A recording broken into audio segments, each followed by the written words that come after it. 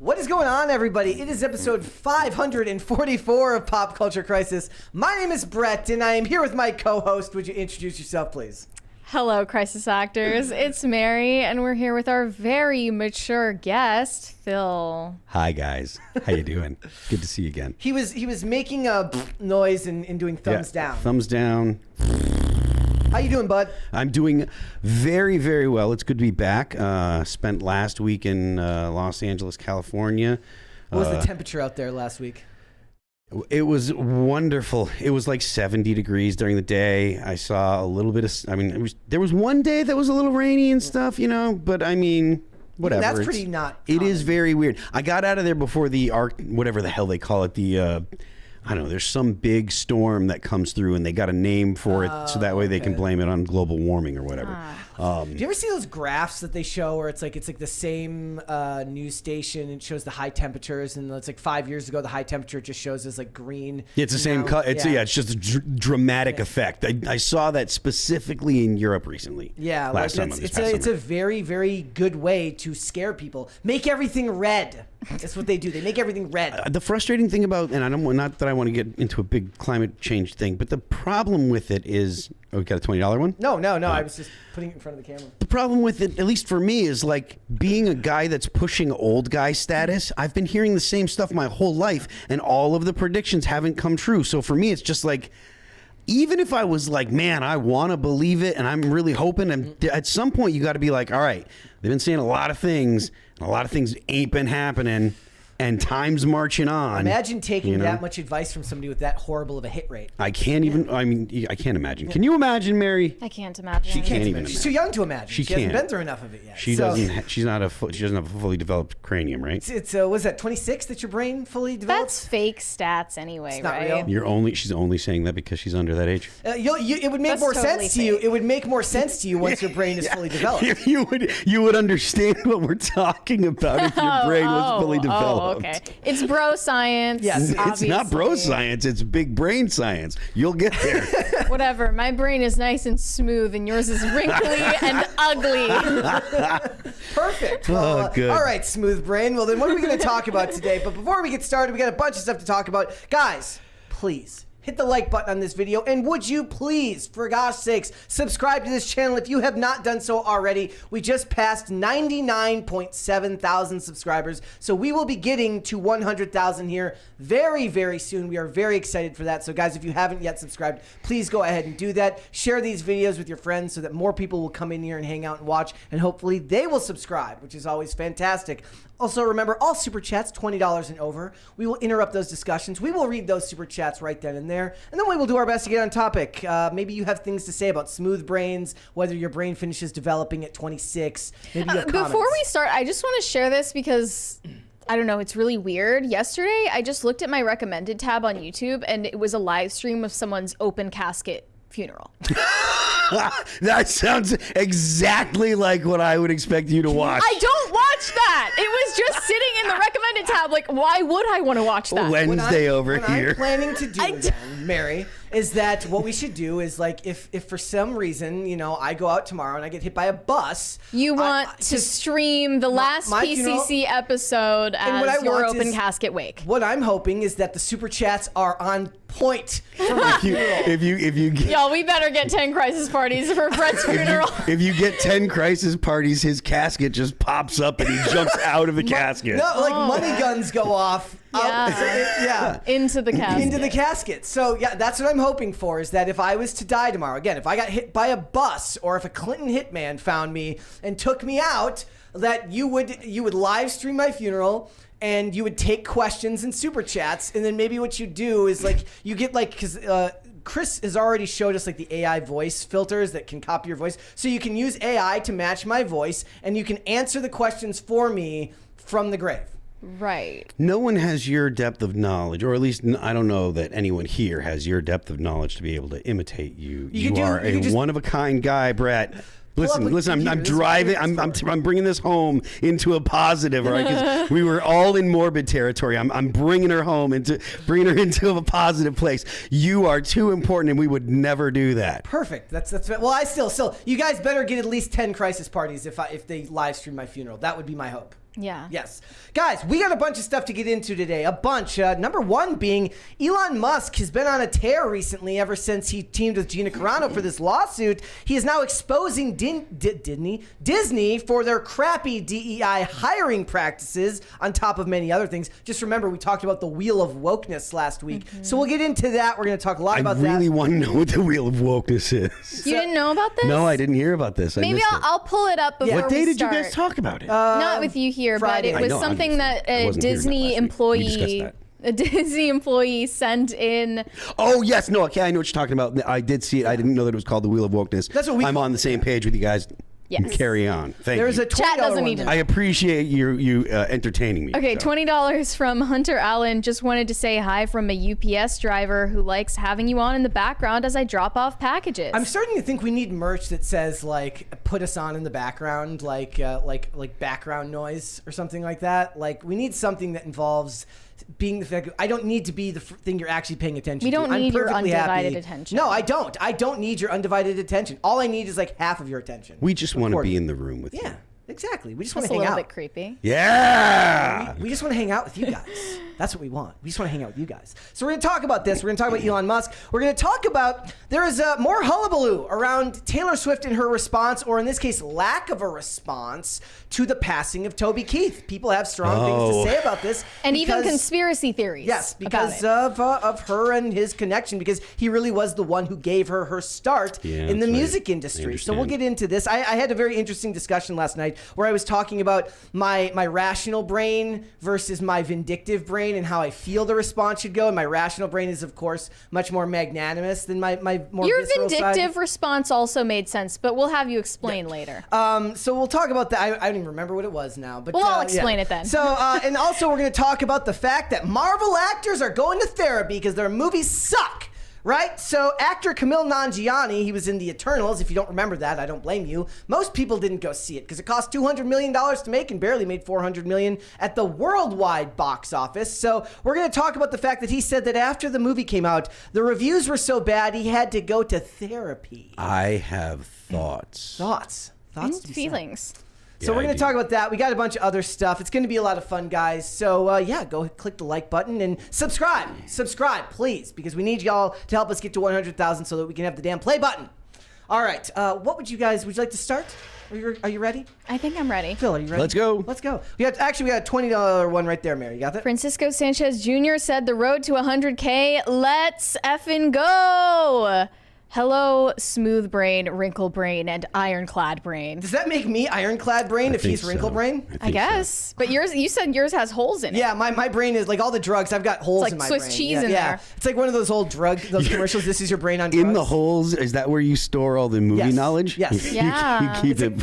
It's cavern. the IMDb trivia section Yeah. in the holes of Brett's brain. Exactly. That's Perfect. exactly what it is. Perfect. All right, guys, let's go ahead and get started then. We got a couple of announcements right off the bat. There's some big trailers that drop. Well, one is a trailer and one is a teaser. Number one being that there is going to be a Knuckles television series that is coming out on Paramount Plus on April 26th. I think we can go ahead and watch this one. Let's just go ahead and watch it and show it to people. It's on Twitter. All right. Let's go ahead and see what people think It's about fun. this. It is. It is. Like, again, Sonic and Knuckles, like Sonic the first movie and Sonic 2 are two of my favorite movies from the last couple of years. The gif of Vince McMahon. there is a little different after we've heard the stuff that's My new come favorite out. one. My new favorite one for that is this old clip of Vince from an episode of Raw where he goes, "Come out, you rapist!" and then it cuts to a clip of him walking out. No. Okay. All right, so let's go ahead and watch this trailer, then, ladies and gentlemen. Should be about it. Everything should be fun. Nothing in there really struck me as particularly offensive. No, it's great. No. And what I So love it's Idris Elba? Yeah, he plays Knuckles. Oh, He's the cool. one that, I wonder if those actors like even got to work with him because I'm guessing most of his work is all done in the sound booth. So it's like all the other actors are there on set. Yeah, they Yeah. showed like they use very detailed dummies Yeah. for these and then, CGI the rest. But it looks really fun. Yeah. And I loved the first two. Again, Paramount has a unique position where they have to be very grateful for the fans because if you remember, back when the original Sonic was coming out and they butchered the design of Sonic, He and looked and the disgusting. internet collectively vomited Well, all if over it. if you scroll down, someone replied with the before and after of Sonic where he just looks absolutely abhorrent in the first one. They said when studios listen, good things happen to franchises. Give the creative powers inside these properties room to cook, and they will. Yes, exactly. And also, whoever came up with the idea to use "nuck if you buck" deserves a raise. Yes.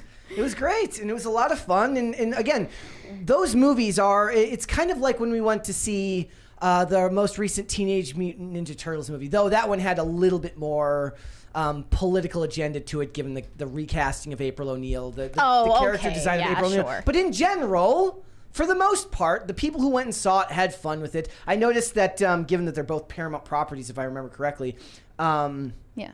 one of he's got a Teenage Mutant Ninja Turtles T-shirt on underneath his robe at the end. So product placement there for the brand. That's fine. But it's fun, and that's what people want. And there's a lot of goodwill for something like this, or things that Universal are making right now, which is just a stark comparison to everything awful that Disney is doing right now, and just seems to be ruining their brand names. So I have to applaud them. But Disney does have some news. They had their investor call yesterday, but Moana 2 has been announced, and it's coming out this year. End of this year in November. You want to know something that I heard about Disney today, or not today? It was maybe it was yesterday. Either way, I didn't know this, but apparently their amusement park business dwarfs their entertainment. Oh, yeah. and their all their money is their park business subsidizes everything. which means none of this stuff matters.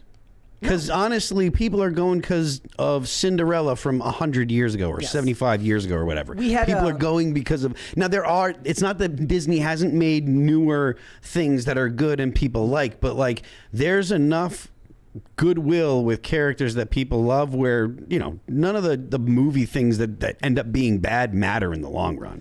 There's a $20 one here from Mega Mikey 75. He says, really sad news. Funimation Animation is officially shutting down. They just announced this afternoon. Oof.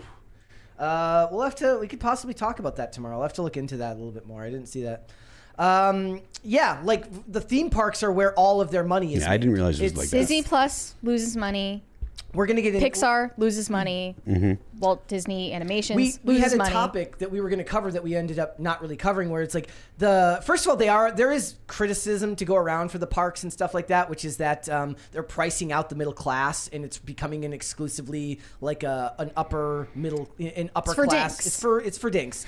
But dinks. In general, yeah, it is really. Like, that makes sense actually. Like we had a topic the other day where somebody wrote an article that said Disney trips are becoming so overwhelming that people are taking classes on how to take them. So you have to go to a class just to know how to get the most out of your trip to Disney. Wow. Because it costs that much? Yeah. So it's like if I'm going to spend this much money, I'm going to learn how to get the best out of the experience. But Moana 2, which is different from the live action Moana that's in development right now, Moana 2 is an animated movie and will come out at the end of this year. When is the live action Moana? 2026, I believe. I could be wrong about that year, but I think it was 2025 or 2026 at least.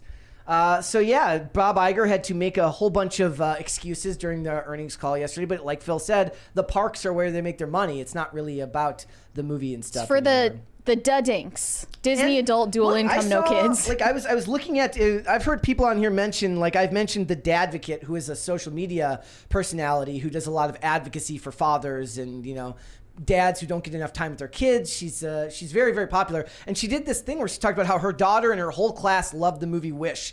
And that means that we found the 30 people in the world that actually liked the movie. They just happen to all be in one school. It's great. Not good. No. Not a good sign for that generation if they're watching things like Wish. Yeah.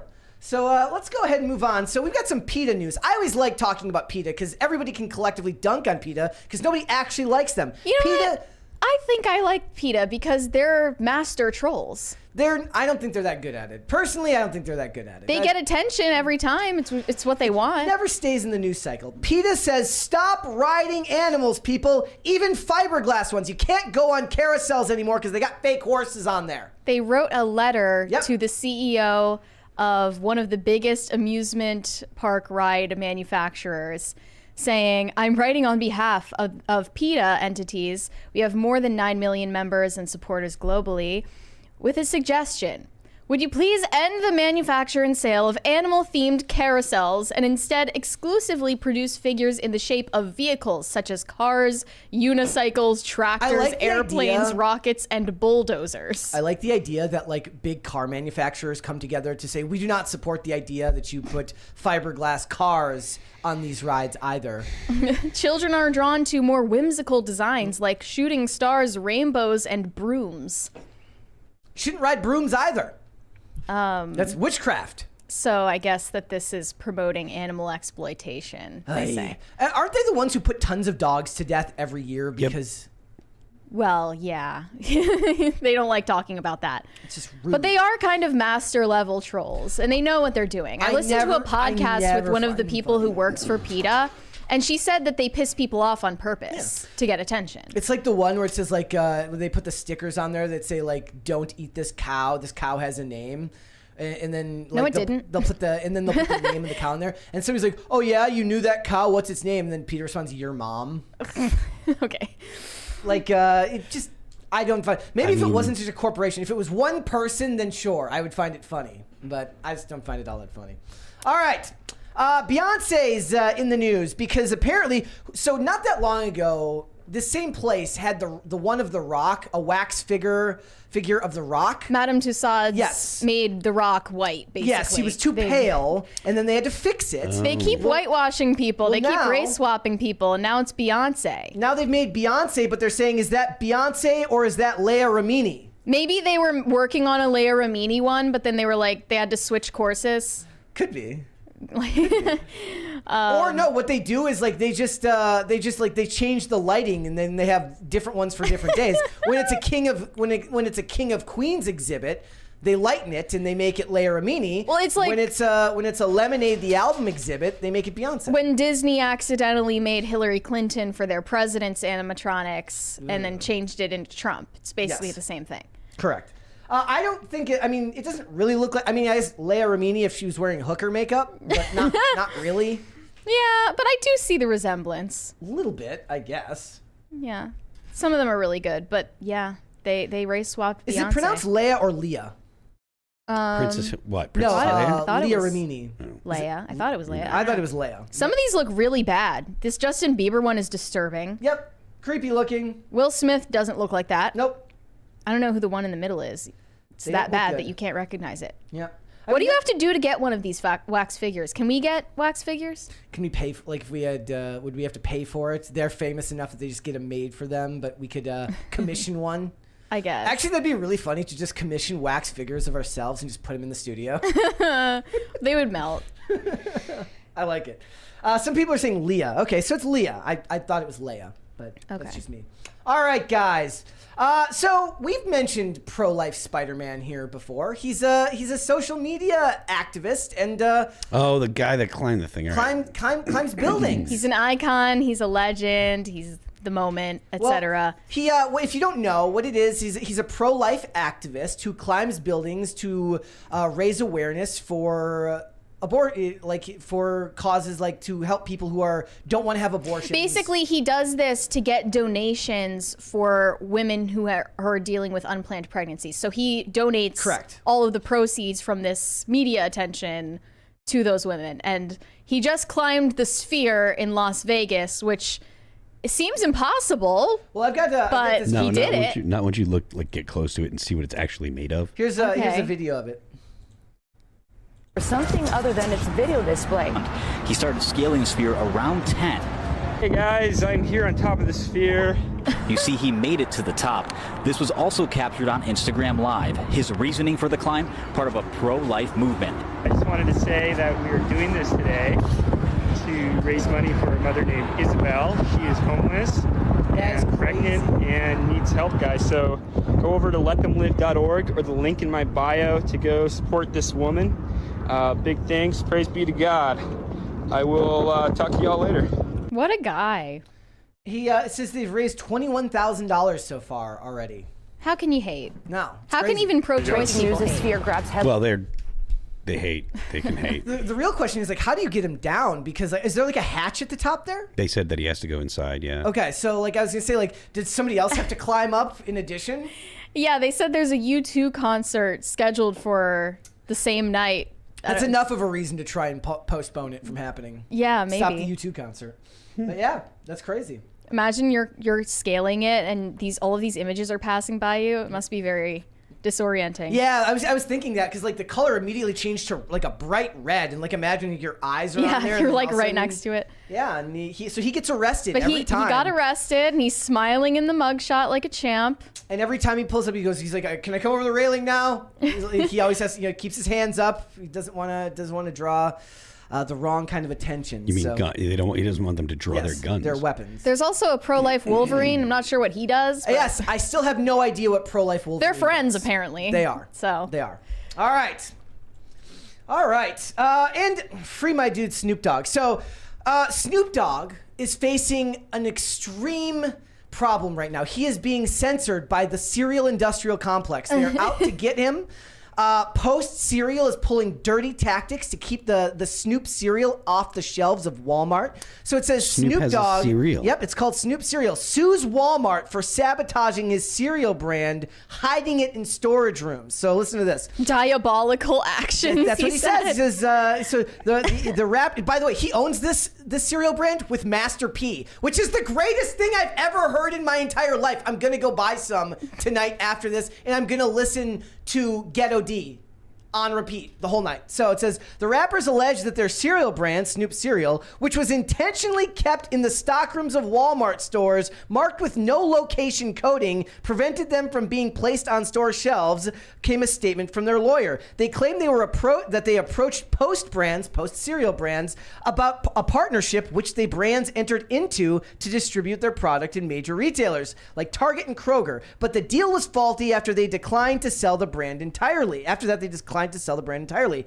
However, Post, despite agreeing to the partnership, allegedly sabotaged the success of Snoop Cereal by preventing it from reaching consumers through deceptive practices, especially at Walmart. Wow. There is just an evil cereal executive out there somewhere who just doesn't want to see the man win. You can also get it on Amazon. He has frosted drizzlers, cinnamon toasties, and fruity hoops. And a cute little dog mascot. Yes. Because his name is Snoop Dogg, obviously. You get it? With 2 G's? I get it. Yeah, and it went out in July, and he's being suppressed, and frankly, I'm outraged. I'm outraged. This is an issue. I don't really eat a whole lot of cereal these days. Perhaps I will buy some of this just to support. I don't know if you're going to be able to find it, though. It would be hard. It'd be great. Like, do you have any? And then just go like raise a stink at the store. Like, go check in the back for me. Diabolical actions. They're out to get. Hey, man. Like cereal industry is like multiple billions of dollars a year. So as many jokes as we're making, it actually is a lot of money. It's Kellogg's, Also, General Mills, and Post. They're all conspiring against the Snoop Dogg. illusion of choice. George Carlin had it right. It's the illusion of choice in the world today, and frankly, I won't stand for it. It's a conspiracy. He should also release the bag cereal to separate himself from the crowd. I've never bought bag cereal, but perhaps I will start now that I'm an adult and I don't want to spend a ton of money for less cereal. Just to get it in the cardboard box. Also, why hasn't anyone from Ziploc ever gotten in contact with the cereal manufacturer to make a bag that actually stays shut? I don't know. Well, actually, more than likely because people don't really want to spend the extra money that it would cost is probably the actual reason. I'm just saying, it could stay good for longer, but they don't want it to stay good for longer. They want it to go bad, so you have to buy more of it. Clips. Yeah. Sorry for being the pragmatic guy, but that does work. All right, Phil, you're going to love this one. Let's talk about Hasan Piker. Oh, God. Are you excited about this? So No. it recently came out that He's an idiot. capitalist communist Hasan Piker has a very, very wealthy father, does he not? Yeah, apparently. He's a trust fund baby, allegedly. Hasan Piker, if you guys don't know, he's a Twitch streamer, and he often gets called a champagne socialist because despite his socialist beliefs, he himself is very wealthy, not only off of his streaming career, but off of his daddy's money. Yeah, he calls himself culturally, he says that he's not culturally American. He calls himself culturally Turkish. He was born in America, then raised in Turkey to affluent parents. Apparently there's video of him like horseback riding when he was young. And by the way, that's something you only do if you're rich. I mean, are you serious? Not only. Well, listen, no, not only, but in other countries, yes. In the U.S., it's more likely that a person will, like, you could be middle class and say, you know what, I want to have a horse, and I could go, or rent horses or go horseback riding. That's more realistic in the U.S. But in a place like Turkey, the divide between rich and poor is far more striking, and it's more significant than it is here. So to be doing that in Turkey, yes, you do have to be affluent. So Hasan is extremely wealthy. He comes from wealth, and he hates America. He's come out and said it, and he is about as American as, he's about as un-American as you can get, but still be like an anchor baby, because he was, born here, raised somewhere else, and then he comes back. But he's also a Nepo baby, yes, because absolutely. his first opportunity was given to him by his uncle, Cenk Uygur, at the Young Turks, and then he launched his streaming career. But apparently his dad is Mehmet Piker. He's not the CEO, but the VP of a company worth over $100 billion. There are pictures of them together. It's pretty much confirmed. And also, he's the founder of a right-wing Turkish political party. Yeah. That split Erdogan's party in 2019. He's the founder, so he's not only extremely wealthy, but he's also fairly influential. And right-wing, which Hasan is not. This old post of his where it says, "When I was a boy of 14, my father was so ignorant I could hardly stand to have the old man around. But when I got to be 21, I was astonished how much the old man had learned in 7 years." I cannot believe someone would say something like that. Yep. Especially at that age. Like, thank you, guys.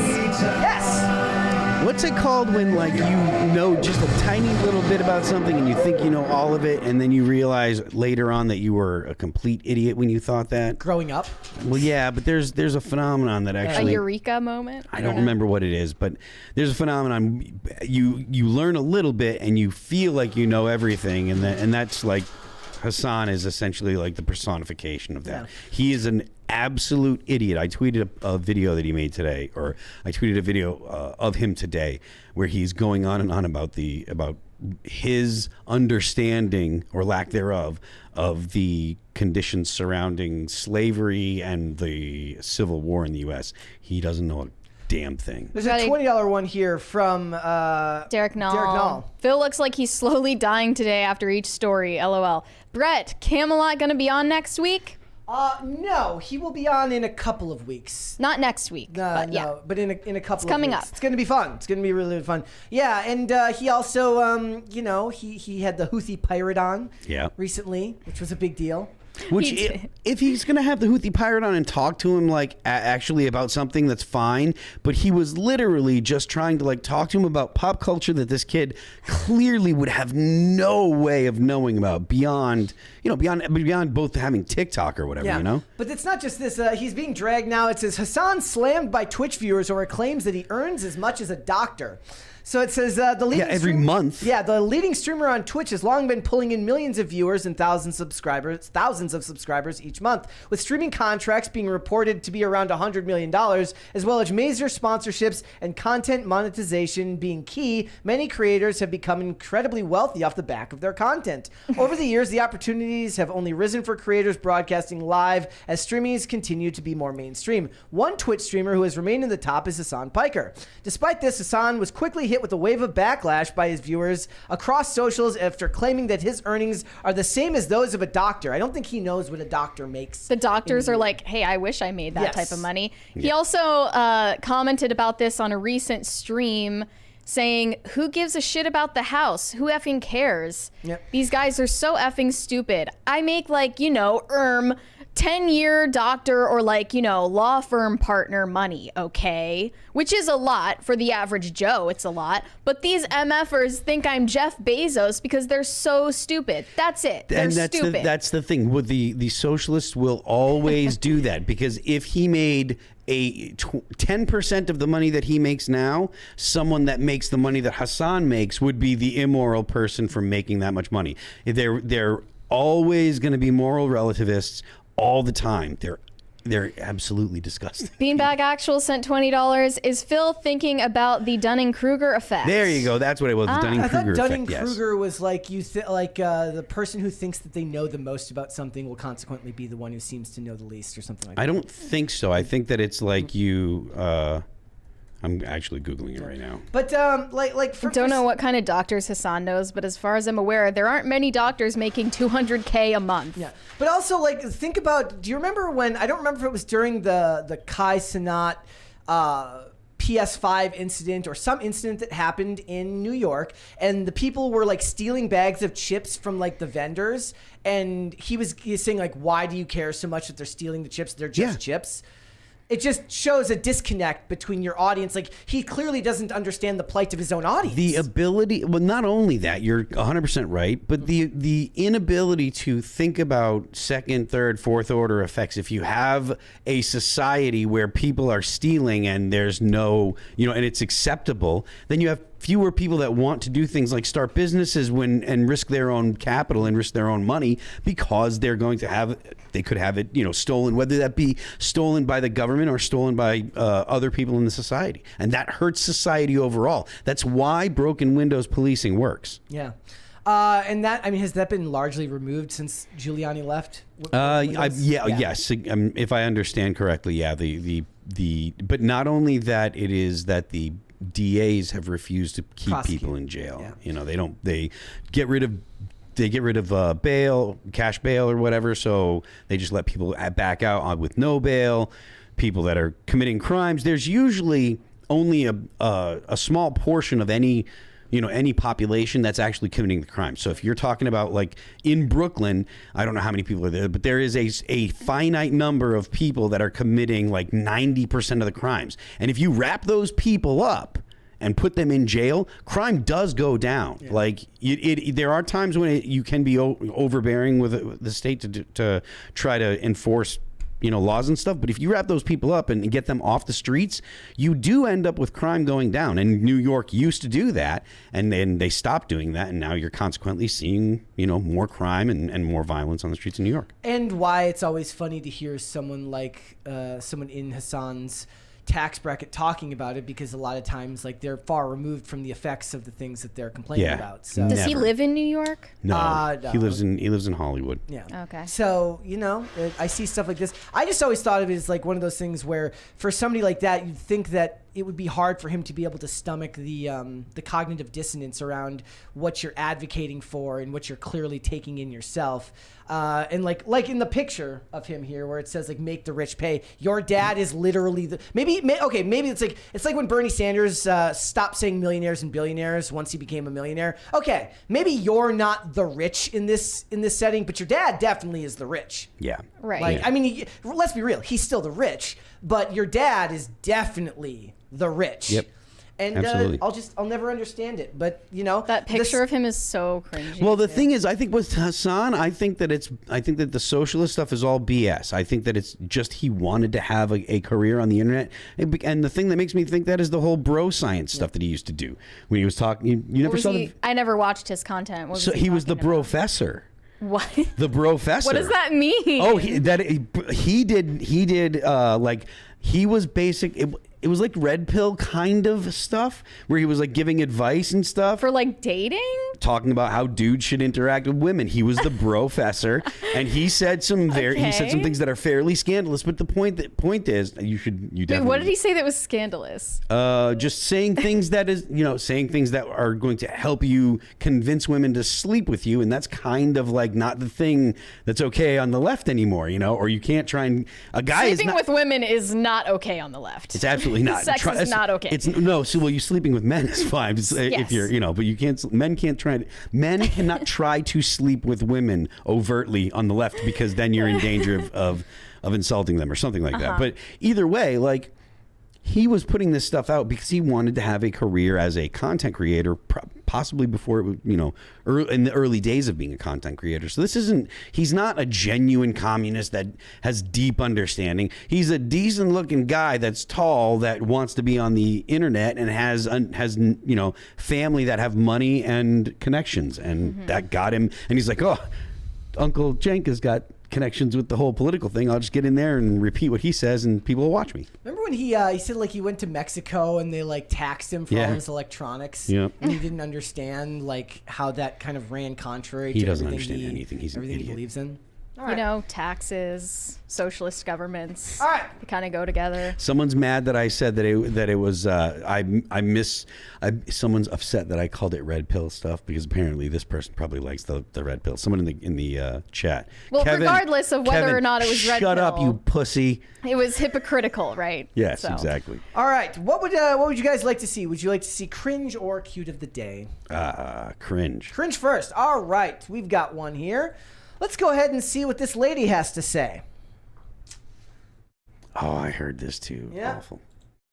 I left my boyfriend and I've been traveling for 10 days and I've slept with 22 people in that 10 days.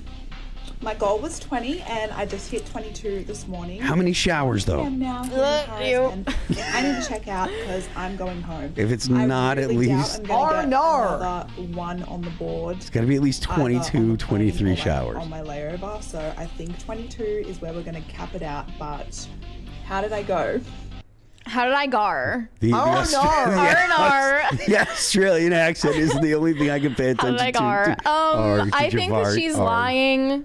I think she's lying, possibly, because this is just ridiculous It's to just say on a not an public platform. accomplishment. But even the if fattest, ugliest girl in the world could probably do this if she just asked enough guys. Guys, Yeah. yes. why is this Yeah. why does she think that this is something to brag about whether or not it's true? I think she's probably trying to get an ex-boyfriend to see this who like follows her TikTok to make him jealous, which is also ridiculous. Makes no sense. Like that's what's gonna get him back. He's like, oh man, she just slept with 22 dudes. I need to get her back. That's She's not surprised. happening. Yeah. Yeah, no, that's Just- not how that works. just not how that works. Ew. All right, guys. Let's move on then. Let's do cute of the day. We got a couple of Please. those. Wash the cringe off. Please. This is from Alistair de Guzman. This says, just me and my dog, Rocky, going skating. Aw. That's cute. That is awesome. Good boy. Good boy. Get some Could you action. do this on rollerblades, or Yes. would that be? Yes, I could. I wouldn't, but I could. Why not? I don't have any pets. Oh, well, fair Do you enough. think you would? Fair enough.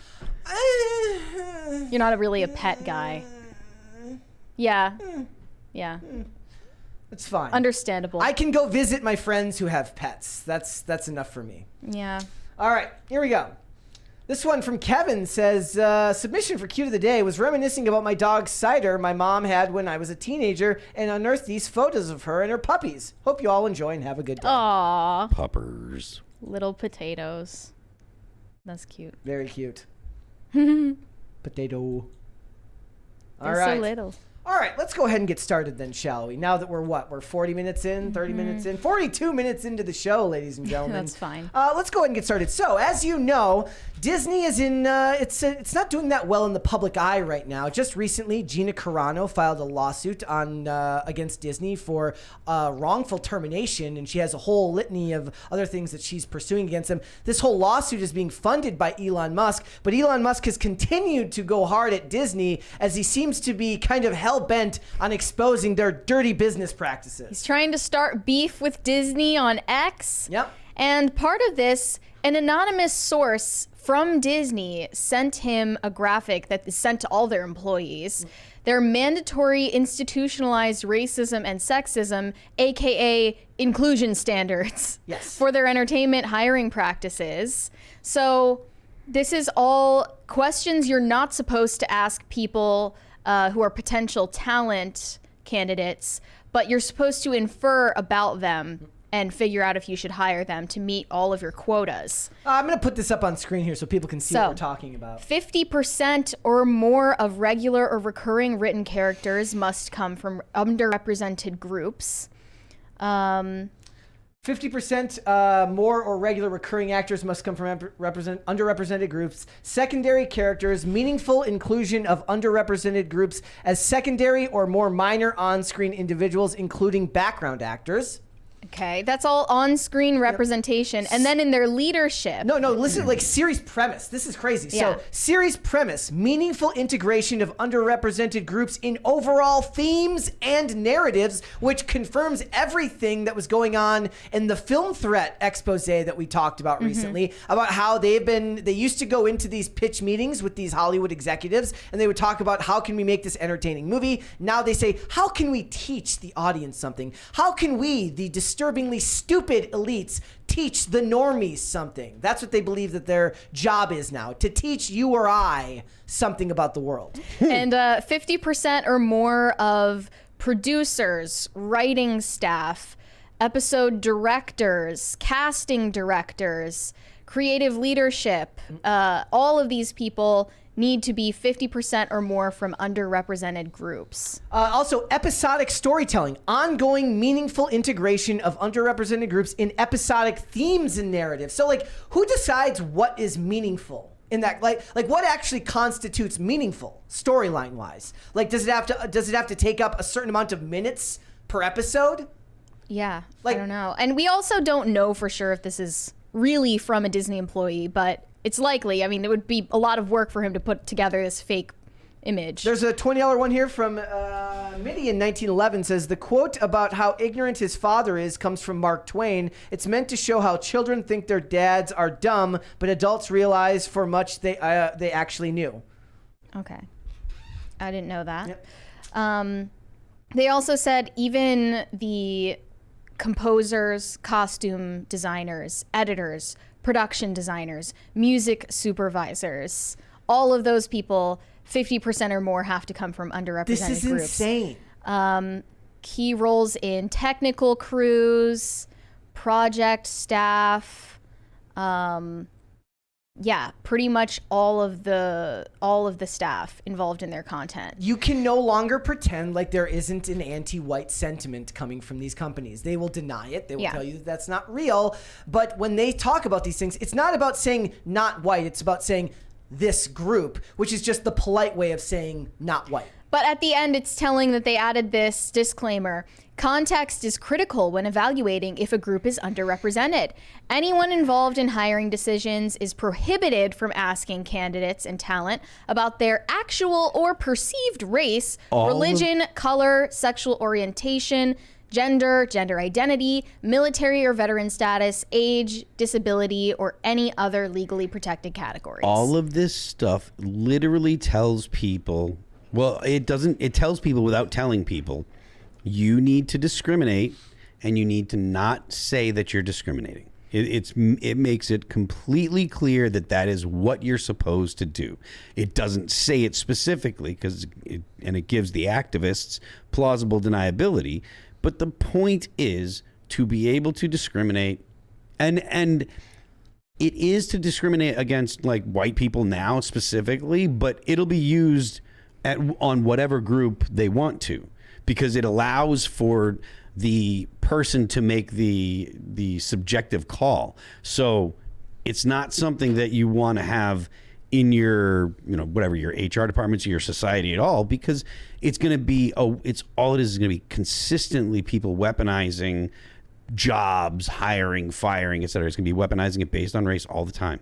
Mm-hmm. And that boils down to ideology. And below that graphic, Elon added 8 additional pages of outlined DEI standards from inside the Disney Corporation, saying, here is the full racist, sexist, and discriminatory set of laws enforced by Disney's DEI Gestapo.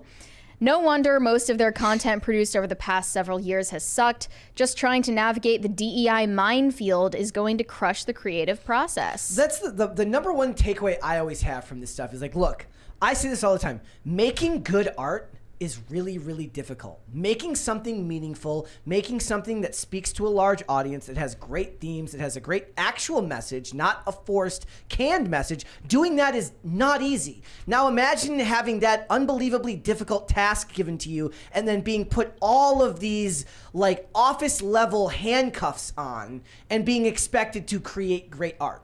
Mm-hmm. Like, first of all, racist handcuffs that are being put on you, and then being said, go make good art that's also going to make us money. It's impossible. Yeah. It's a middle management tyranny. Yeah. And also, in addition to inviting anyone to join Gina Carano's lawsuit on X, he said, if you were discriminated against by Disney or its subsidiaries, just reply to this post to receive legal support. And someone replied to him as well with details of Amazon Studios' DEI standards. This is directly from them. They seek one character from each of the following categories for speaking roles of any size: non-white, LGBTQ, or person with a disability. The minimum aspirational goals for casting across speaking roles are 30% men, 30% white women and non-binary people, 20% men from underrepresented races, 20% women and non-binary people from underrepresented races. Where we can have more people from underrepresented race or ethnic groups, we will seek to do that. We also aspire to cast at least 10% of our roles with people who are lesbian, gay, bisexual, trans, or gender nonconforming or non-binary, and 10% with people who self-identify as a person with a disability. You look at this stuff, and the first thing that comes to my mind is, how do you expect to make anything authentic with such ridiculous restrictions? Point is Pirates of the Caribbean, yes, without Johnny Depp, where they cast a black woman as the lead character. How about you go ahead. Well, your point is that, you know, you can't be creative if you have these restrictions, and this is what you saw in the art that was created in the Soviet Union the entire time that it was around. Very, very few artists made anything worth noting. And this is the country where, you know, or at least Russia was the country where like Dostoevsky came from. You know, like real impactful art was made there. So it's not like it's foreign to that, you know, their culture or whatever. It's just that it was so narrow what you could create, and no one wanted to risk stepping out of line. But also, okay, think about this. So say you're taking this premise and you're taking it to a TV show that's going to be set in a specific area. Now, do you remember where The Peripheral was set? Was it West Virginia? No. Okay, but I'm just saying, imagine you take a television show and you put it in, I looked up what is the whitest county in America. Imagine you want to take a TV show and you want to make it someplace in West Virginia. And then you slap these restrictions on there. It is a recipe for inauthenticity. It won't feel real to anyone. The same would go in the other direction if you wanted to go make something in Atlanta. And you went the other way. I'm saying if you went the other way. Right? And then imagine the roles were reversed and all of these stats were backwards and Caucasians, white people weren't the majority demographic in this country. And then you wanted to make a show set someplace like that. And then you threw them in there where it doesn't fit. It wouldn't feel real. It wouldn't make any sense. And that would be bad too. I think that's part of the reason why they set most of their projects in Hollywood in these big cities with liberal strongholds. So they don't have to show Middle America or places like West Virginia. And they despise Middle America anyways. They've despised Middle America for far longer than what has been going on recently. Talk about underrepresented groups, right? Yep. But yeah, Elon responded to the Pirates of the Caribbean news saying Disney sucks. I would say it's fake news that Ayo Edebiri is replacing Johnny Depp. She's playing a different character. But that character, Anne, is based on a real historical figure who was white, not a black woman. I was talking to someone the other day. One of my favorite shows of all time is Law and Order: Criminal Intent. And apparently that show was particularly bad about so they would take all these crimes and then they would just make them like NIMBY white people in this. We've got a $20 from Ditto Gonzalez. Water is wet because water is a description of H2O. Oh, okay. So true. Yep. Thank you. Somebody says The Peripheral was set in Clanton, North Carolina. Thank you. Well, they can also, because The Peripheral is set far in the future, they can change it to whatever they want. Yes. Which is our diverse utopia future. Perfect wording. Perfect wording right there. And look, it's hitting them in more ways than one. So they had their investor call yesterday. Well, it looks like they have lost 1.3 million subscribers after their most recent price hike. You know why they raised the prices? Because they're not getting enough people to subscribe. So they have to keep raising the prices to try to make up for the loss. Now, I won't pretend like this is the worst news in the world for them. What's funny about that is that sounds awful on the offset that they lost 1.3 million subscribers. But what it is actually like in in all of the in the most recent 2 or 3 quarters, Disney was losing like $1 billion a quarter on Disney Plus, and they were able to cut that to just $200 million in losses. So they are working their way slowly, ever so slowly. Still an L. It's an L, but I'm saying it's not as when you run a business of that size, you don't speak in absolutes. They have to look at the progress they've made. So they were losing $1 billion a quarter. In the most recent quarter, they lost about $200 and something million on Disney Plus. But it's the largest decline in subscribers ever from subscribers in the U.S. and Canada. Yes. 400,000. People are rejecting the notion that Disney is now the tastemaker in entertainment. I really do. People are looking even more towards Universal for animation than Disney. All of the Universal movies seem to do really, really well. Are they the ones who made Minions?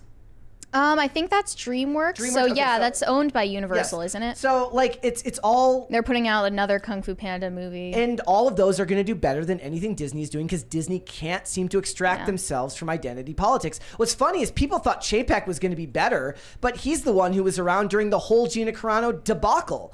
And Iger is, of course, no better. And he's going back to doing what Bob Iger always does when he can't figure out what to do. He's buying a $1.5 billion stake in Epic Games to work with the Fortnite maker on new content. Bob Iger be shopping. Yeah, he doesn't know how to actually create anything new. So they're going to just invest a bunch of money in video games.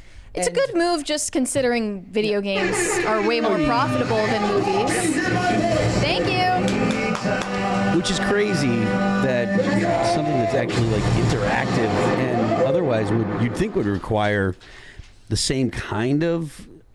I mean, you'd think that there would have to be like story that people want to be quality as well as like I feel like a good video game should be everything a movie is plus more. Yeah. You know, because it's longer. You've got to engage. You've got all the building of the world and the actual mechanics and the physics and all the actual stuff. But then the story, if the story is as good as a good movie's story would be, then you've got like a no-brainer hit kind of thing. You know. Yeah. Fortnite wouldn't fit that description, but yeah, some of these are like about that, yes. 12 to 17 hour games, whereas a movie only takes you 2. Yep. But they're, selling more than movies and TV shows are. They're more. They are a better form of entertainment, honestly, because it's interactive. Mm-hmm.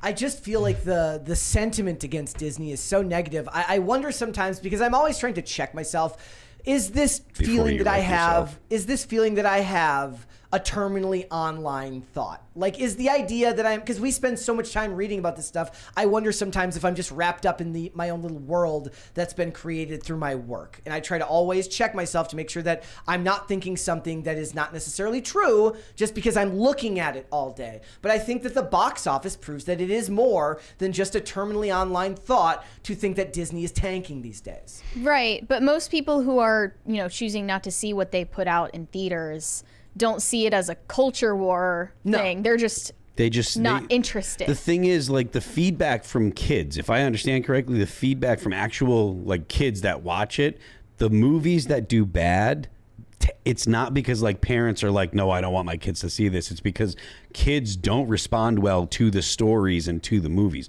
Buddy of mine that lives in California, he's got 2 kids that are, I think, like 6 and 9 and or 6 and 8 or something like that. And he was talking about like some of the stuff that's come out, that like the Buzz Lightyear one, that did really badly. He's like the kids watched it and like they didn't really pay a whole lot of attention. It didn't grab their attention and it didn't hold their attention, and they haven't watched it since. Yeah. There are other movies that have a rewatchability that kids just are like, I want to see it. So the ones that are doing bad are largely doing bad because it is actually the kids that are not responding well. And this is not definitive or anything. This is just, my little anecdote that I can. Kids are honest. Yeah, they are. Totally. Critics aren't honest. Kids are too honest for their own good. And also, it's based on Toy Story, which for a 6-year-old, they didn't grow up with that necessarily. It's banking on nostalgia.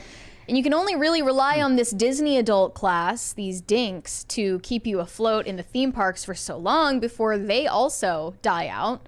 and the kids growing up today are not connected with any of your IP. Yeah, the dinks aren't having kids, therefore it becomes maybe a self-correcting problem down the line. Eventually they'll have osteoarthritis and they won't be able to go to the theme parks. They're going to need to work on accessibility features. And eventually, Yeah. you know, maybe Disney will invest in that like swingers on Main thing that they were making up. So with the Disney dating swingers. app. Yep, the Disney dating app. Yeah. Which is different from the swinger. The swinger one was a joke. The Disney dating app actually real. exists. Maybe Disney should invest in that. I feel like that's actually going to materialize Probably. when like most of the like adult Disney fans nowadays have reached their silver years. Yeah. All right, let's go to Super Chats, Marion. Okay. Shane H. Wilder said, "Happy Thursday, Brett, Mary, and Commander Phil." Hello, thank you. T-Dog said, "Please get Lauren Southern and Lauren Chen for another PCC episode." Also, is Gina trying to get her job back? Double Toasted made a video saying that. I mean, would she want the job back? I highly doubt she's trying to get So a there job was at Disney. There was some kind of recasting that she was mentioned she was looking for. Okay. And I'm not sure if that means that she wants to be recast as another character or if she wants the Cara Dune character to be recast by someone else and brought back. I'm not sure the details. I didn't look into it, but something in her statement that Musk was or released or whatever in regards to Musk going in and starting the lawsuit, it had something to do with recasting. I love the idea that she just forces her way back in there and the vibe is just super negative the whole time she's on set. And she's just like, let's do it again. Right. And Pedro Pascal is just like quivering in the corner. Hates her and can't say it because he's a wuss. Yeah, unlikely outcome, if I had to guess. Corey Anderson said the left lane is for crime. The left lane is for crime. The Thank you very much. HOV lane is for double crime? That high occupancy vehicle lane, that is the balls move. That is the actual ballsy move where you, alone in your car, just fucking say like, Chad, yes, and get in the HOV lane by yourself. Have you ever seen those videos of the people that like work in the city and it's like impossible to get to work, so they put dummies in the passenger seat? Yeah, Yeah. he's the You'll get caught doing that. This Super Chat is referring to the Giga Chad move of just doing it and Here's the saying thing, though. F the world. Just thought of it. Look, we've been covering all these stories about AI girlfriends and bots and dolls. What you can do now is you can just bring your sex doll girlfriend and put it in the passenger seat. And when the cop says you're breaking the law, you go, "How dare you? How Invalidating very dare you, sexual sir?" orientation? Yeah, you probably have to get like actually married. Then you can show your marriage license. It's actually my wife. You're denigrating my wife. Now I'm going to sue the police force and probably the police let you union. go. And yeah, so it's either I get You know out what, of here sir? and get in the Have HOV. a nice day. Yeah. I either blaze through the HOV lane with my porn bot at 150 miles an hour, or I sue the city. My There you 3 go. porn bots. Yeah, there you go. They're in the back seat. No, because you only need one. Well, I mean, fair In the enough. chat, Deer Scream says more like the HIV lane. No, from a bot. If they listen, I tell you what, when sex with robots becomes so normal, mundane of an activity that STDs that you can only get from robots become a thing, then I believe the meteor is going to come. STDs just from robots? That's crazy. Just remember can the only first guy to Yeah. do that and has post-nut clarity and realizes that he has to clean it afterwards. He does. Low maintenance, though. I do. She doesn't I cook do either. This think- is Low rough. maintenance. That's another thing that I would think once they come up with self-cleaning robots, that's when they'll really take Walks off. to the shower itself. Yeah, it just goes, if it just gets up and if it just gets up and goes to the shower, then it's just like a human. Will it make you a sandwich? Because I'm not going to say anything about the thoughts that just went through my head right now, so we can move on. We'll do that on PCC after dark. Galgaderp said PCC almost worth your attention. Exactly. That's a good slogan. That's perfect. That's actually really good. We a good slogan. Jessica, are you watching? We need an almost worth your attention shirt. Love it. Corey Anderson said PCC magnet for my car that says left lane is for crime. Oh, is that advocate? We can I don't do think that could make it on Shopify though. You're Can we do promoting that? crime. Jessica, can we get a bumper sticker, a magnet that says the left lane is for crime? That's definitely against TOS. That's like, I mean, we weren't even really allowed to make shirts that said crisis actors. Right, yeah. So, although I would love to. Let's hold off on the rest and we'll come back after the fact. All right, Mary, tell us what's going on with Taylor Swift and Kobe Bryant. No. And Toby Keith. Toby Keith, the country star, died earlier this week at age 62 after suffering from stomach cancer. And I really didn't think that would turn into controversial news that people would be talking about on social media until it related back to Taylor Swift. Because of course. Yes, because of course. It's like a law of nature now. Everything that happens, everything in the news cycle, it somehow traces back to Taylor Swift, and we have to talk about it. So Taylor Swift attacked on social media following Toby Keith's death. Here's why. I think it's because the Swifties instantly came out to disrespect this man posthumously due to the fact that he founded Big Machine Records. This is the first record label Taylor Swift ever got signed to, and he's essentially her Scooter Braun, if that makes sense. He discovered her, he got her signed to the label. This was back in 2005 when she was still a high school student living in Nashville, and he essentially, you know, deserves the credit for what became her huge career in music. And he didn't get any acknowledgement from her after his death. She didn't say anything. Now, I don't know if it's reasonable to say she should have said something, right? Like, you can't compel someone to make a statement, but it would have been nice for her to give him credit at that moment, right? My initial instinct, maybe because I'm annoyed because she's all over the news all the time, is yes. But my more rational instinct says it's nobody's job to tell another human being how to grieve. Well, you had two sides of it. One is that you shouldn't compel anyone to say anything. Correct. But then on the other side, Taylor Swift being this mastermind businesswoman, right? She should be smarter than that, and she should say something. It's just a normal expectation for her level of public notoriety. She can't really win because if she does speak, then they'll say that she's making it about herself. People will say that, and that she's people are always going to say something. She can't win in this situation, but I get the instinct from both sides. I try to use my rational brain, and though my initial instinct is more out of annoyance than anything, I don't try to rely on that instinct. So I'd say that it's nobody's job to tell another human being how to grieve, even though I think a lot of people will assume that her reason for not speaking would be political because of his political affiliations. Yeah, the truth is, Toby Keith is responsible for giving Taylor Swift this big break into the music industry. And at the same time, he was a Trump supporter. He was right wing, as is all of these, like a lot of these country stars and fans of the country music genre. And that's something that she's really distanced herself from. So perhaps that could have been one of her motivations for not speaking up after he died. But I saw this resurfaced clip from back in 2005, just when she was signed by Big Machine Records. And she talks about Toby Keith in this interview. So I wanted to show this. It's captioned, "Going to be interesting to see what Taylor Swift says about Toby Keith. Without Toby Keith, there wouldn't be a Taylor Swift. Toby signed her to his record label and gave her her start. Hope she recognizes that today like she should." Here we go. I need more. I think it's too thin. I need more hair.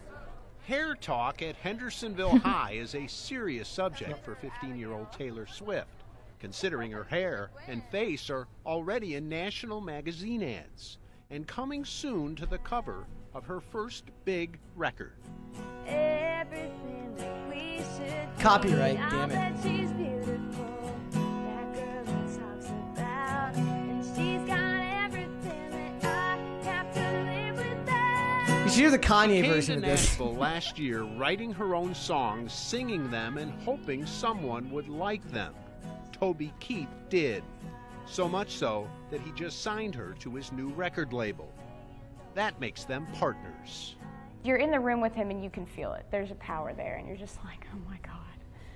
So I don't think I'll ever get to a point where I won't see him and be like, oh my God, that's Toby Keith. You know? But you were just a temporary high for God.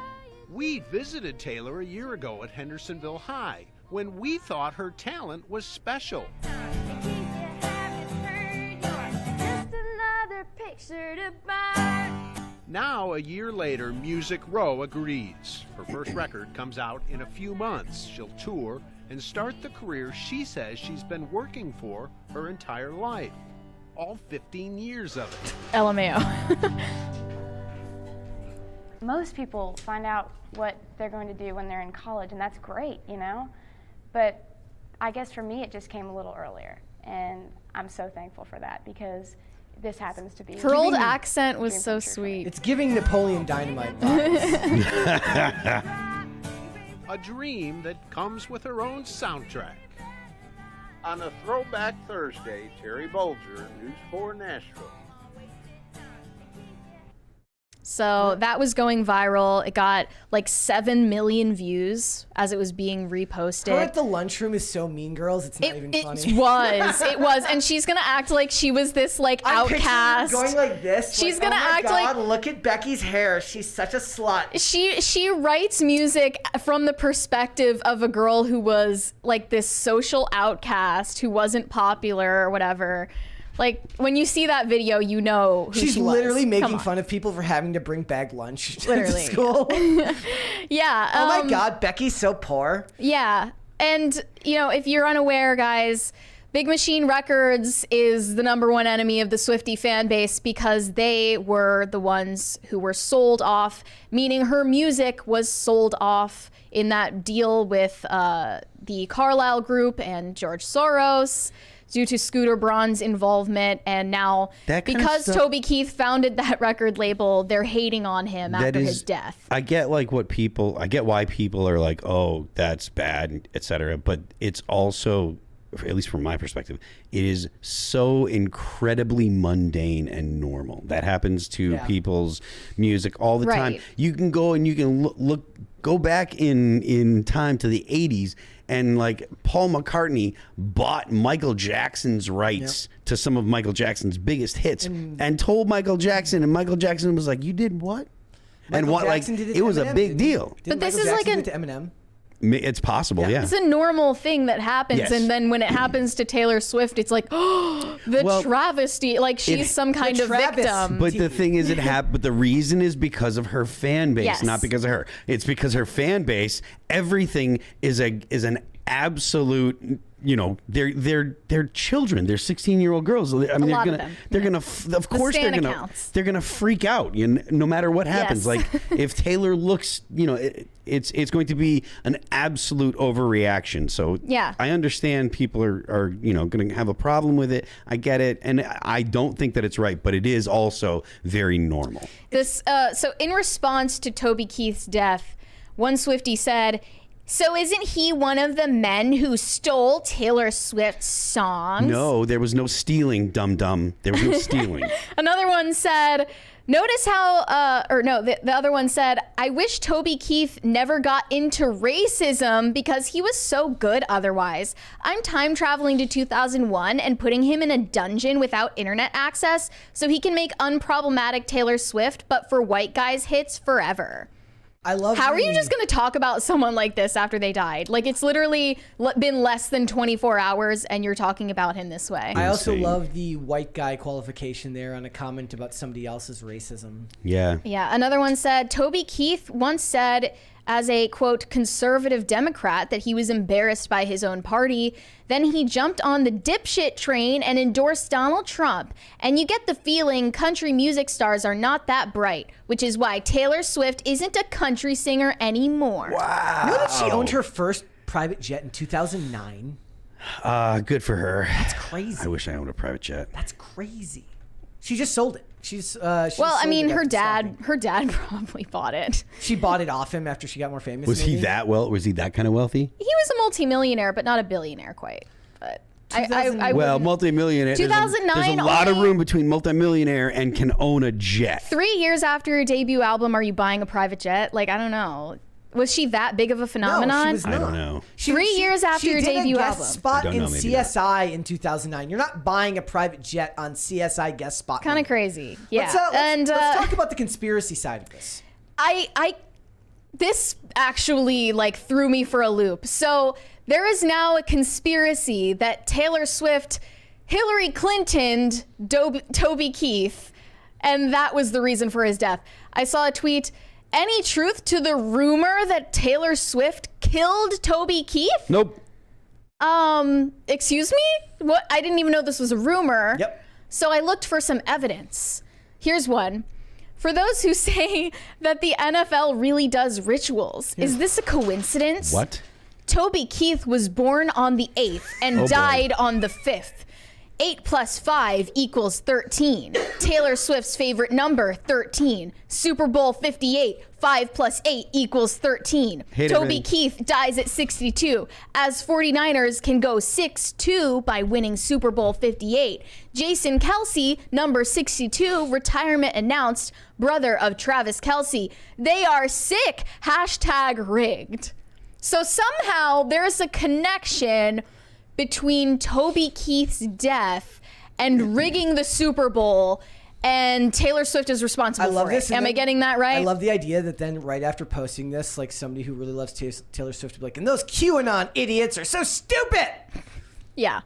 Another one added, Toby Keith dead at 62, announced on 2/6, February 6th. He was also the one that opened the door for Taylor Swift. He also dies, quote, 6 days before the Super Bowl. This is just... ... Did anybody see the movie The Number 23? No, I haven't. Where the guy just starts to see the number 23 everywhere. You're going nuts, people. Numerology. I'm worried. Kind of stuff I'm so drives worried me about these nuts. people. Drives me so nuts. Stop it. There's Get a some $20 help. one here from Not That John Stewart. He says, I hate it here. That is why we can't join the Galactic. This is why we can't join the Galactic Federation. They're like embarrassed of us. The aliens are like looking at us with secondhand embarrassment. Like, how do I share a galaxy with you? Exactly. But yeah, none of the chicks who post about Taylor Swift nonstop are going to pay respects to Toby Keith because they despise him for his political leanings. They're disrespecting him. And Taylor Swift is going to remain silent on his death because of the same reason. That's what I assume. Again, like I said, my brain fights with it. I don't think you can tell another person how to grieve. Nobody knows whether she reached out in private to the family or anything like that. She very well could have. Well, this is also part of a larger narrative that's definitely true, which is that Taylor Swift distanced herself from the country music genre because they were suppressing her. Yeah. And she felt that she was in this very oppressive industry in Nashville where you're not allowed to talk about politics as an artist.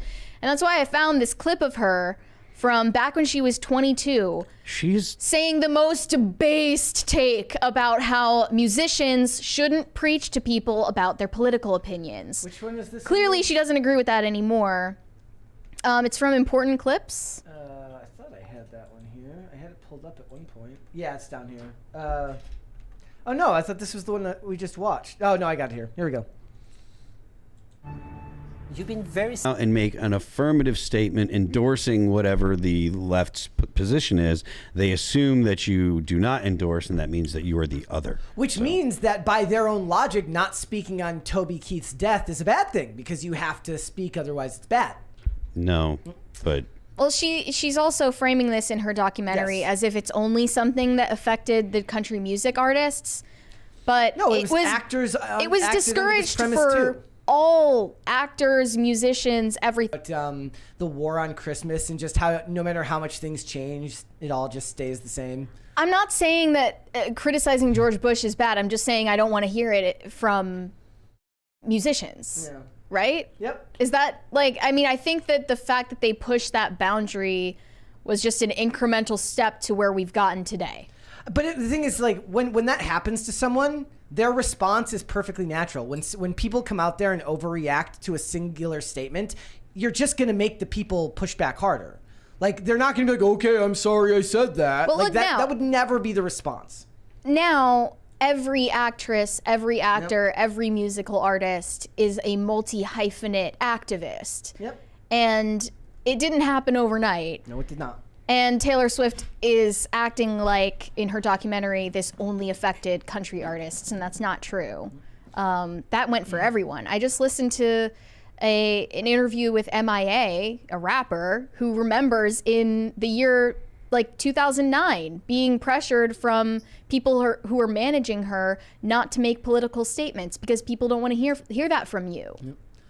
Not just that they don't want to hear it, it's that it naturally shortens your audience list.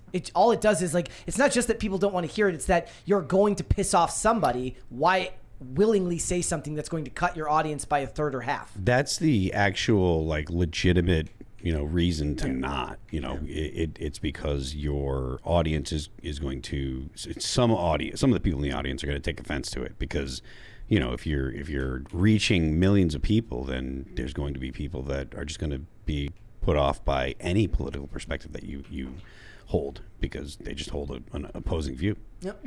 All right, let's go super chats. Not that Jon Stewart said, I would buy a Left Lane is for Crime magnet. They want the magnet. Organized Business Services said, Mary looks wider today. Milkshake in the sippy cup. Ooh, that's mean.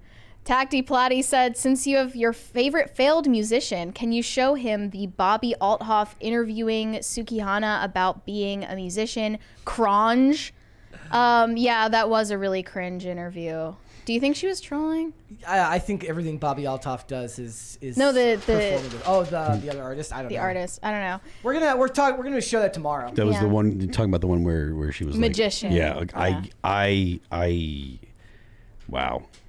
Shane H. Wilder said, I look forward to Knuckles, but if it is Paramount Plus only, my Alex Jones parrot and I might have to go sailing the high seas while avoiding gay frogs. Look, the Paramount Plus, Tom Cruise does a bunch of stuff with Paramount. I think Paramount is less bad than Disney. If you had to choose between the two, I would get Paramount Plus all day. But I don't blame you for doing so, depending on what your tastes are. A good reason to go to Paramount Plus is that they have all the South Park specials on there when South Park does their longer movie specials. Yeah, that's not enough to convince me. For a lot of people it's not, but it's cheaper. Also, they are the one. I started keeping a list of the problems with all the streaming services. If I might make a video someday, how each of these streaming services could correct and fix their platforms. And for instance, when you're watching something on Paramount Plus, there isn't a in-app option to go back to go automatically to the next episode. You have to go back to the next sub-menu. Mm-hmm. So if you're watching something, normally you can push the up button and it'll say start from, start episode over, go to next episode list. Yeah. This one doesn't have that. You just can't do it. So you have to go back to the previous sub menu to start to then scroll down to start the next episode. It's not user friendly. There's just so many things that are annoying about it. On Netflix, the second you're watching something and it ends, it gives you 3 seconds before it auto plays the next suggestion. Yeah. I don't want to watch that. Thank you very much. Yep. Hiroshima Otaru said, PETA steals pets and then kills them. I've heard that. Am True said, PETA actually kills the animals saved and gets paid. Rhaegar Targaryen said, pro-life Wolverine is, quote, the best at what he does, and what he does isn't very nice. Could not miss the opportunity for a Wolverine catchphrase. I love it. We need to see if we can, maybe we get pro-life Spider-Man and pro-life Wolverine on here for an episode. That would be fun. Yeah. Let's hold off on the rest and we'll come back after the fact. Let's talk about Kumail Nanjiani, ladies and gentlemen. If you don't know who Kumail Nanjiani is, he's an actor. He was in Silicon Valley. He was, of course, in Eternals. And he's having a lot of problems, ladies and gentlemen, because if you don't remember, the Eternals bombed at the box office and the critics didn't like it. And that has led him to seek therapy. Not even kidding. I'm not joking. What's funny about this is it reminded Mary of something that I should have thought of initially, which is that somebody commented recently about when me and Mary say trauma, we say it in this high-pitched trauma. And that comes from a clip that I've watched millions of times from Clownfish TV when they did this video in 2019. Shout out to Clownfish TV, by the way, some of the best people working in this space on YouTube. Where they talked about the director of Terminator Dark Fate, who also said that the bombing of his movie, Terminator Dark Fate, meant that he had to deal with unresolved trauma from his movie not doing well. Hilariously embarrassing. We have a $20 from Cornell. In regards to Gina getting her job back at Lucasfilm, may have more to do with her lawyers putting it in the suit only due to California state law permits anyone unlawfully terminated are entitled to being rehired. Okay. Yeah. But Disney's not going to do that. Not going to happen. But yeah, he did this interview on a podcast called Inside of You, which is kind of weird. It's Michael Rosenbaum's podcast. Shout out to Lex Luthor from Smallville. I'll give him cred. He did this segment where they were talking about how he gets panic attacks.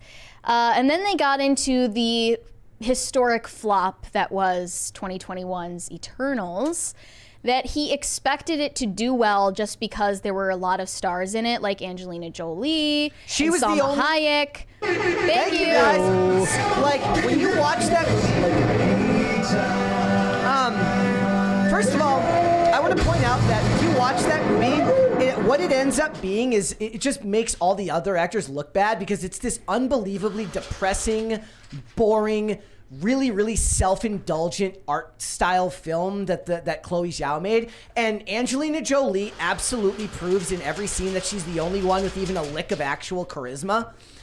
Did you see it, Phil? No. She owns every scene that she's in. It's a bad movie, but at least Angelina Jolie makes certain scenes watchable. She shouldn't have been in an MCU and here's film. the thing. I like Kumail Nanjiani. I've mentioned before, he hosted one of my favorite podcasts of all time, which is called The X-Files Files, which is a show where he would just go through and review episodes of The X-Files with various other people in the industry. Mm-hmm. And I love that podcast, and I loved his perspective on most of that. When he's not talking about being mentally ill. Yes. So should we play this clip of him? Yeah. Okay.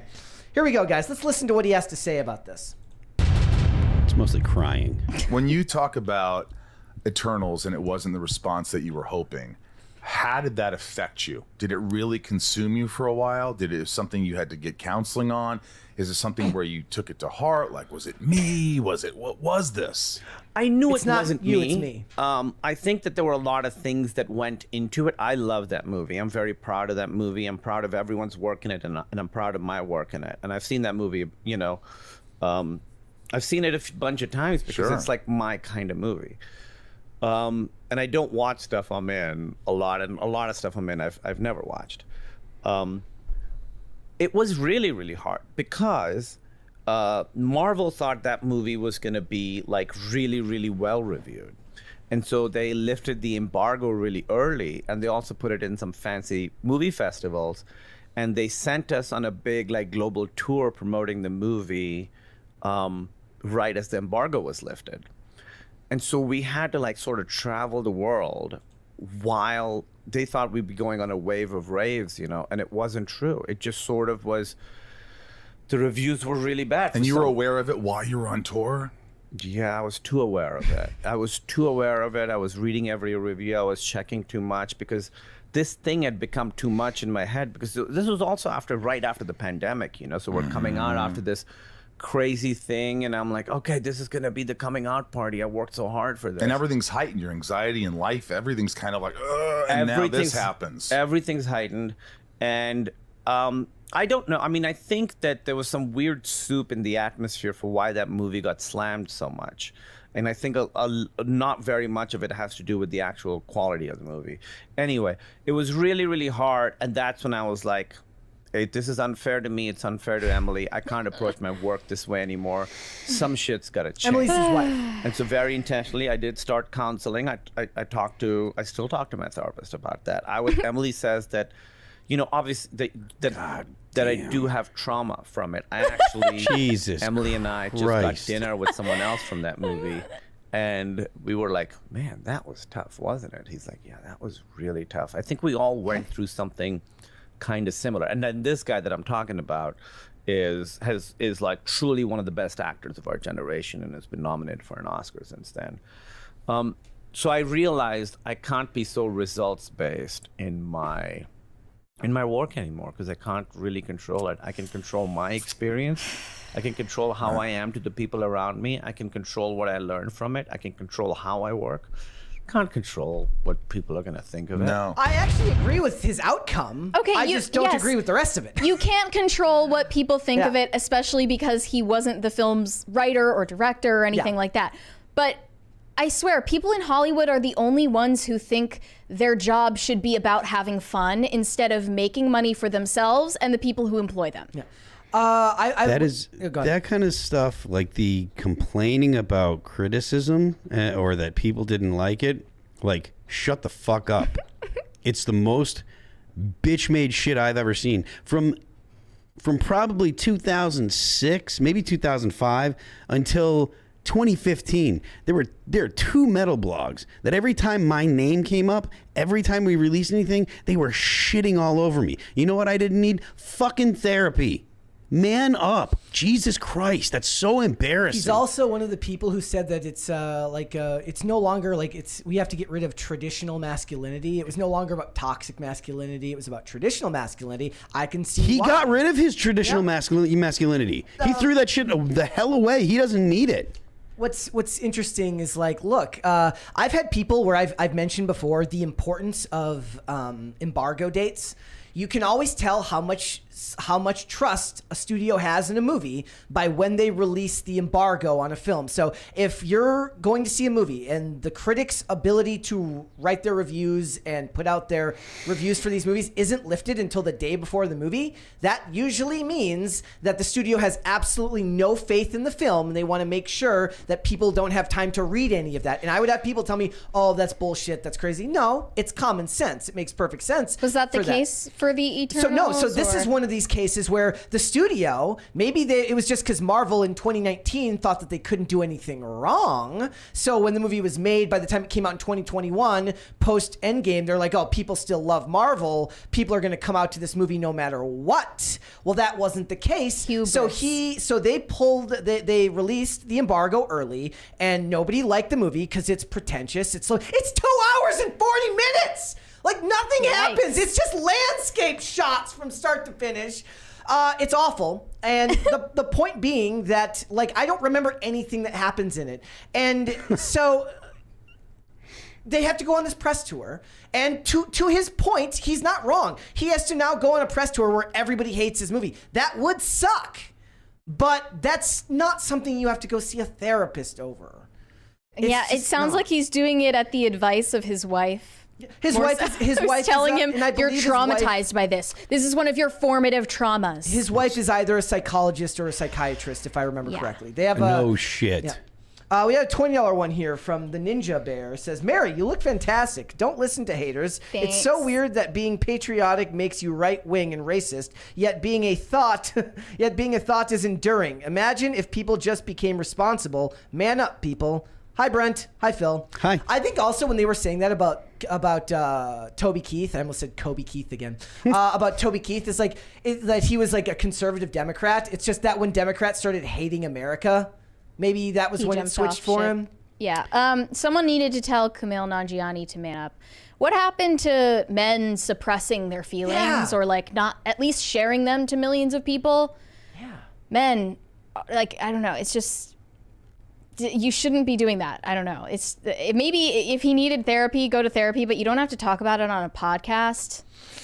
And also they came up with this weird term called career dysmorphia on the podcast. He said that his therapist told him he has career dysmorphia, which I guess is the same thing as imposter syndrome. Yeah.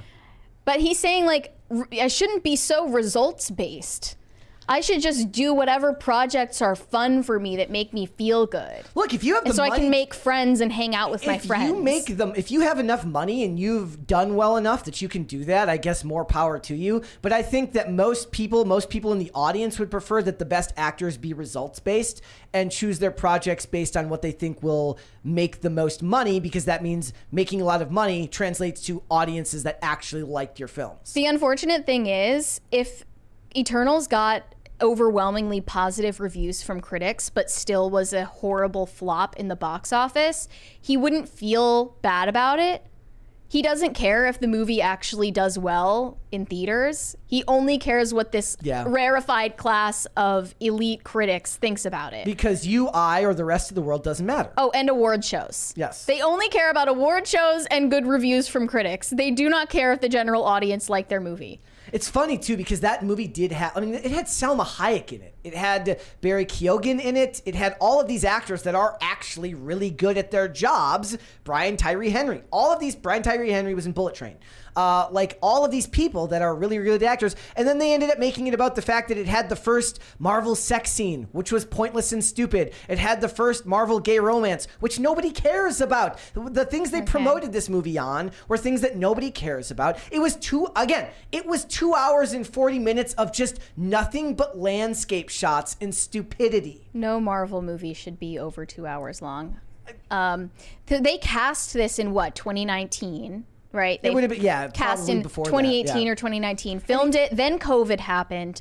Then they released it the year after COVID, so they're finally going to in-person events to promote it again. They also they wouldn't be able to afford these people in present day Marvel. This guy got into fantastic shape to play a superhero.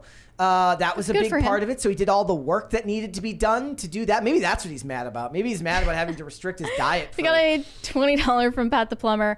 Bottle that S up till your heart explodes like the rest of us. Seriously, give us the courtesy of suppressing your emotions.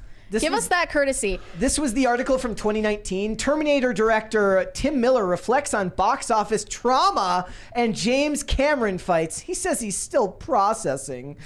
Could we show the clownfish? Yes. If you're ever wondering why me and Mary say trauma the way that we do, it comes from this clip, which I just still remember. It's a core memory of mine watching this video the first time it came out in 2019 that would then resurface when me and Mary would have to use the word trauma over and over when talking about these things. I don't think that's true. So Clownfish TV. Clownfish TV. We're bigger than Terminator. They're gonna be like, you're liars. Yeah, we are liars. We're also drinking tonight, so Another reason I love excuse this clip. us. So, okay, Hollywood Reporter. Terminator director Tim Miller on box office bomb. I'm processing. He's processing. If we make dumb comments, it's because we're processing the alcohol. He's processing. The director has no plans to work with James Cameron again. No kidding. James Cameron clashed with Deadpool director over Terminator Dark Fate. This was a film that was forged in fire. He has no plans to work with James Cameron because he wants to retain control. Are you snorting? He wants to retain control of his own films. It has nothing to do with whatever trauma I have from the experience. Trauma! Oh my God. That is a sad, beaten man. This is the same man who was baiting the fans last year, like, you know, another person who was baiting fans. Trauma is one of those overused buzzwords. Yes. Whatever it gets replaced with is I would going love to be able to have Neon and Geeky on here, but they don't show their face on camera. I mean, they have, but they don't show their face on camera regularly.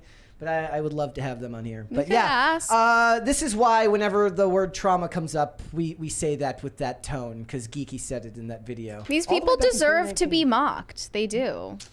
It's just... also, I mean, it would be cringy if a woman did it, but especially just... As a man, why are you talking about your therapy sessions on a podcast? Like, did these people ever have to work regular jobs where you got performance reviews every quarter? No, I don't believe those things happen anymore. Yeah. Performance reviews? Well, we don't have those here, but like, to be fair, we don't have those. But yeah, God, the men you sent to protect and provide for us are talking about their mental health on a podcast. Smite them. Please help. Smite them. All right, let's go to Super Chats. Goofer Trooper said, showed my mom. We'll hang out till 5. Okay. Goofer Trooper said, showed my mom Sabaton recently, and to my surprise, she really liked it and told me she used to listen to Brazilian death metal in the 90s. Let's go. Let's go. Shane H. Wilder said, who needs a Ziploc on a cereal bag? It's like using twist ties on bread. Roll it up like a man. No, I still think it would be great to have the Ziploc thing on there. Kind of fruity. Yeah. Sorenko Productions said, we don't make movies to make money. We make money to make more movies. Yeah, that Disney. was an actual Walt Disney quote. And they have thrown that idea by the wayside. They're still making the movies. They're just not making the money. Nope. Tacti Platty said also, tell Phil about the Joker torture to guests. I'm aware of he went through it. Joker thing. We don't need to bring it up. Thank you very much. We did show you People's Joker, right? Yes. That did happen. Okay. Yes. I actually was about to spend the money to send the super chat, but to prevent it preventatively. I think it was You went through it once. It's enough. Yeah. We don't need to put you through that again. Sorenko Productions said Hasan is the definition of pretty privilege. You know how he feels about that. He's embarrassed by it, but he is the socialist himbo. People know that the only reason that he is as popular as he is because he's an attractive man. Does he have a lot of gay male followers? I mean, I think That's who I think he literally appeals every to. single person that would follow Hasan is gay. So I don't think he's attractive. He like stands like a toddler who hasn't learned to walk. Maybe, but like he's good. He's like in still photos, he's good looking enough, and he just sits there and It's like the only moderately attractive leftist. Maybe, but he says the things that like socialist women want to hear, and socialist dudes want to hear it, and like he's attractive looking. He gets better views than other far more intelligent leftist streamers, and that's only because he's good looking. Shane H. Wilder said, I'd rather have the Dunning-Kruger effect than the Freddy Krueger effect. Fair I'm enough. sorry, I'll get my coat and see myself out. The Manic Mustache said, a socialist from a wealthy family. Shocking. Who'da thunk it? Imagine my shock. Pat the Plumber said, straight white plumbers from Boston are underrepresented. That's true. Yep. What about diversity in jobs?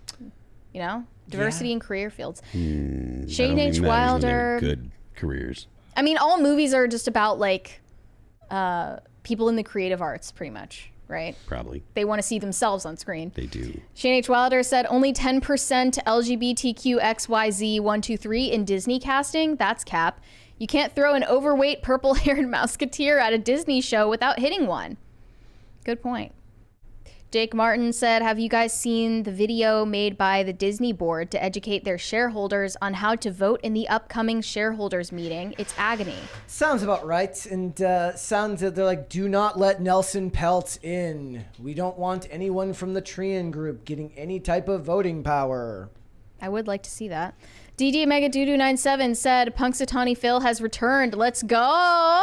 Punxsutawney Phil? Mary, did I send you the video of like the Punxsutawney Phil like hype package video that somebody sent me? It's like a hype package for the what? for Punxsutawney Phil with like a big with like a rap song. It's like it's great. Daniel Heron said the Fortnite connection is smart, needs skins in the shop to connect the youth to these failing properties so they're recognizable for future movies. Well, yeah. Bob Iger. If you can't build it, buy it, as always. He has the mind of a mastermind. The Last of My Kind said Illumination Studios, not DreamWorks, made Minions.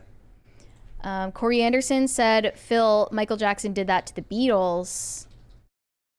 Is not the other way around? I'm not sure. Okay. Universal owns Illumination. I know that it was Michael Jackson and Sir Paul McCartney were involved in it, so I don't know if it was Paul McCartney being... Illumination's...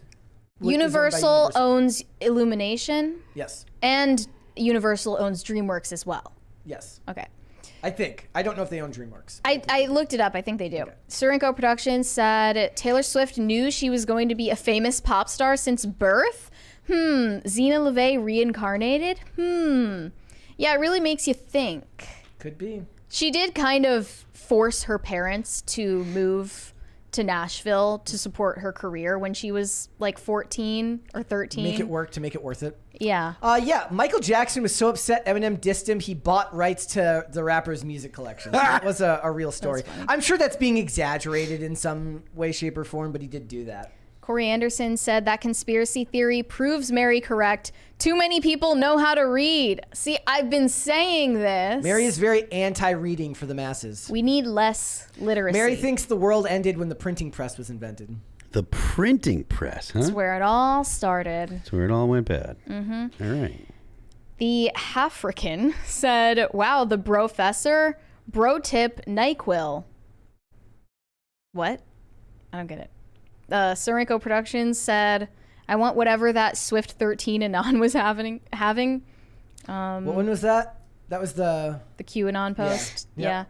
Kay sent us a poop emoji. Nice. Thank you. William Mabel said, that was so bitch made. You're right, Phil. Great minds think alike. The Ninja Bear, Joe Watlin said talk therapy is just a way to figure out a way to blame all your personal problems on everyone else except yourself.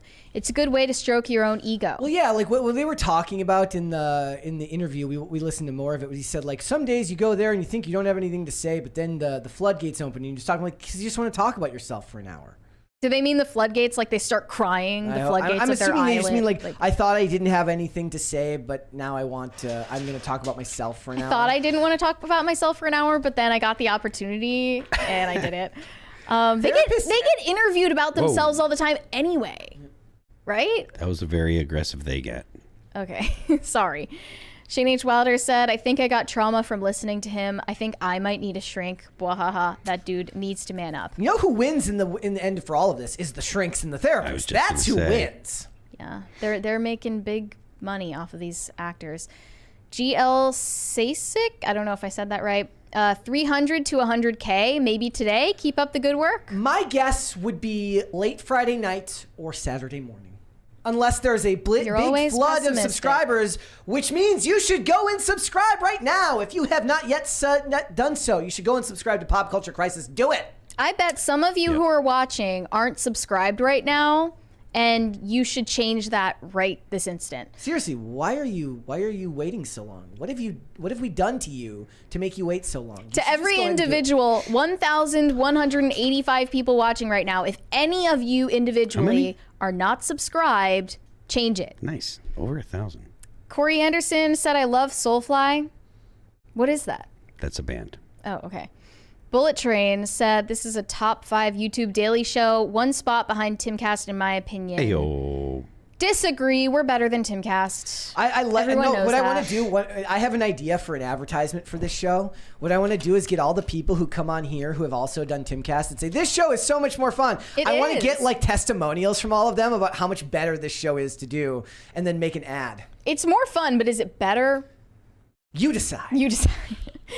Corey Anderson. Phil agrees. He won't say it publicly, but I don't know what you mean by better. Corey Anderson said, does Mary beat Phil as well? Is that why he's only on Thursday? Yeah, no. Phil doesn't have the stamina to get beaten every single day. I have to get beat up every day. I don't beat anyone. I'm not an abuser. Corey Sounds Anderson, like something an abuser would say. Phil asked to see blue hair, Mary. That's a super chat requirement. Yeah, that's a 10-party wager, isn't it? Was it 8? You 8? I don't remember what it is. It was 8. Fine, 8. 8 parties? Yep, to see Mary with blue hair. Oh. Yeah. Do you actually dye it? No, there's photos. There's I did before. From back in the day. Back in the day. So your past is coming out to haunt you. Yes. Okay. Matthew Griffith said, my sister-in-law is a psychologist, and now my brother wears dresses. Ugh, Kumail needs to run. Job. Yeah. It's a red flag. Kumail Nanjiani is the one. I've told this story before. You guys know he made a movie. It was a movie about his the courting in marriage between him and his wife, and he starred in the movie as himself, and another woman played his wife in the movie because his wife is not an actress. Super weird. Corey Anderson. Okay, I'm not gonna say. He said the show is fun. Yorishima Otaru said, Mary is right. Literacy has been more of a negative. See, the people are on my side. I've been like cursed with literacy. It's like I didn't choose to be literate. It was forced upon me. What about my consent? You know? Well, technically, you could have just refused learning. What? You said you didn't choose to be literate. You could have just said, I'm not reading that. No one asked me. Bad app. No one asked me. You should have said from an early age, I'm not reading that. Shane H. Wilder said, if you aren't subscribed, why are you gay? There you go. All right, guys. What does the chat want to talk about? We're going to hang out till 5. I want to hang out till 5. We got 15 minutes. Yeah, we got 15 minutes. So what do you guys want to talk about? 8 crisis parties in 15 minutes? I don't know if they're going to get that many, but Mary with blue hair is disconcerting the first time I saw that photo. What about the second time? Less so the second time, but the first time you did, I went like this. I went, what? Like, it doesn't look like me that much. Yeah. Somebody says no. Why are you dyslexic? I am. Like I have. My reading comprehension is terrible. At least my on-air reading is terrible. Usually because.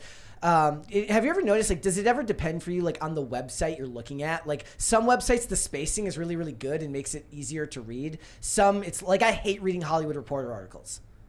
I don't relate to that at all. Like to me, like certain websites are just easier to read for me than others. No.